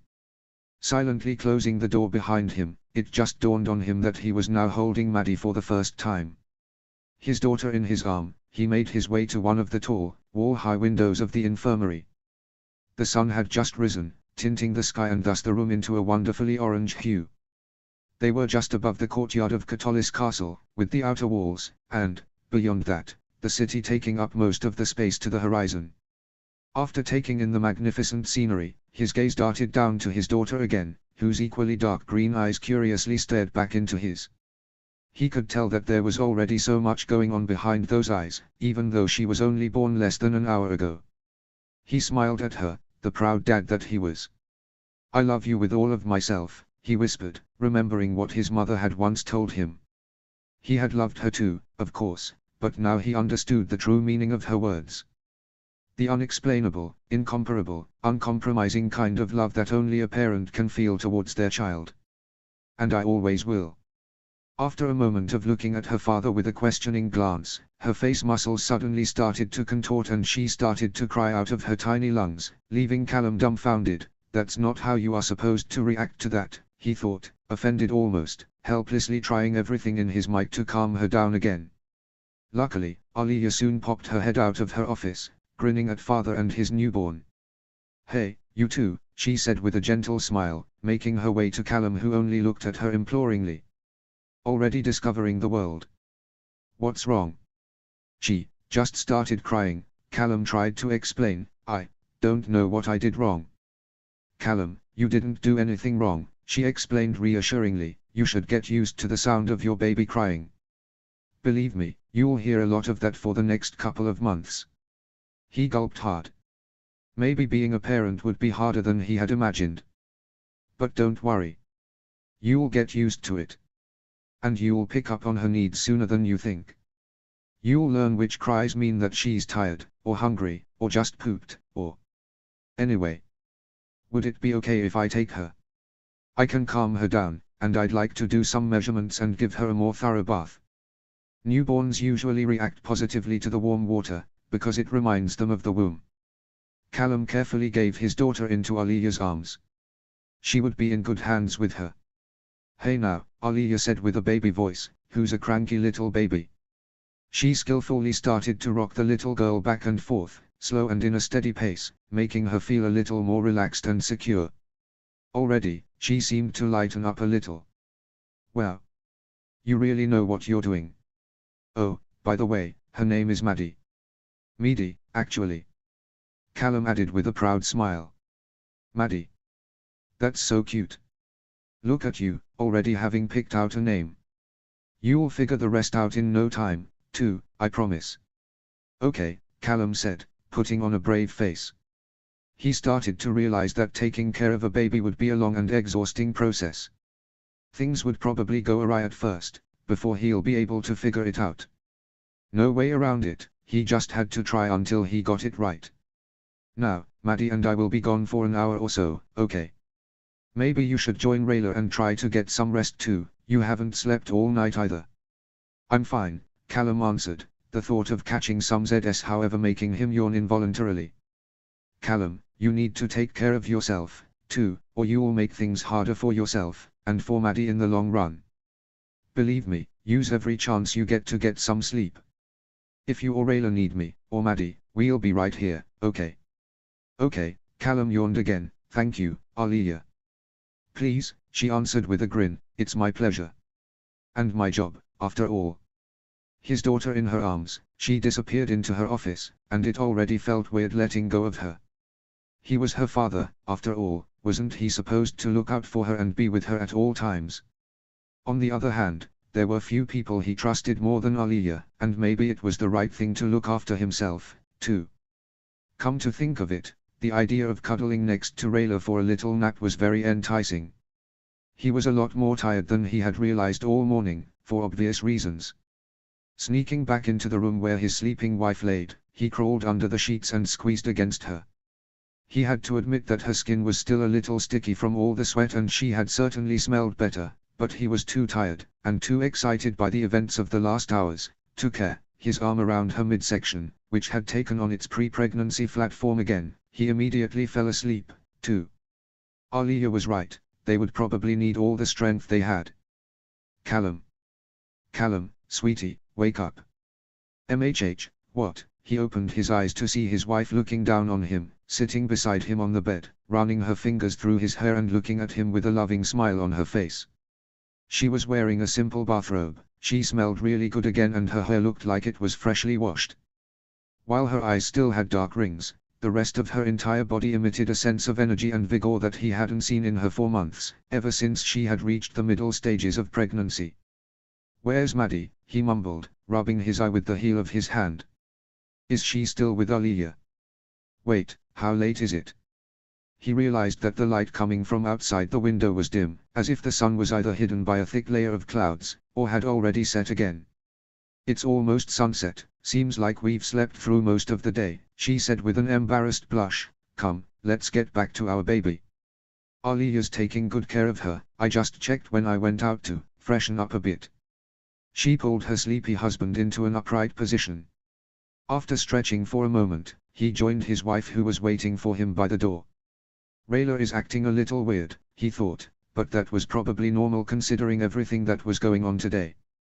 Suddenly, upon opening the door, he was greeted by the quietest yell of surprise anyone has probably ever witnessed. In front of them, in the empty space in the middle of the infirmary, a large table was set with all kinds of delicious food. They only realized now that they both were absolutely famished, with friends and family all around. There were Soren and Aliya, who had officially been dating for a month now. There was a proudly grinning Amaya, who had formed two Ls with her thumbs and index fingers, quickly pushing them away from the sides of her head. The sign equivalent of surprise, there was Ezran holding Bait, both looking equally excited, with Bait glowing in a shimmering orange, Opalai, who seemed uncharacteristically touched by what was happening, and, in the middle of it all, Ranan and Eferi, with Ranan holding his first quasi-grandchild in his arms, totally engrossed by the sleepy little half-elven baby girl.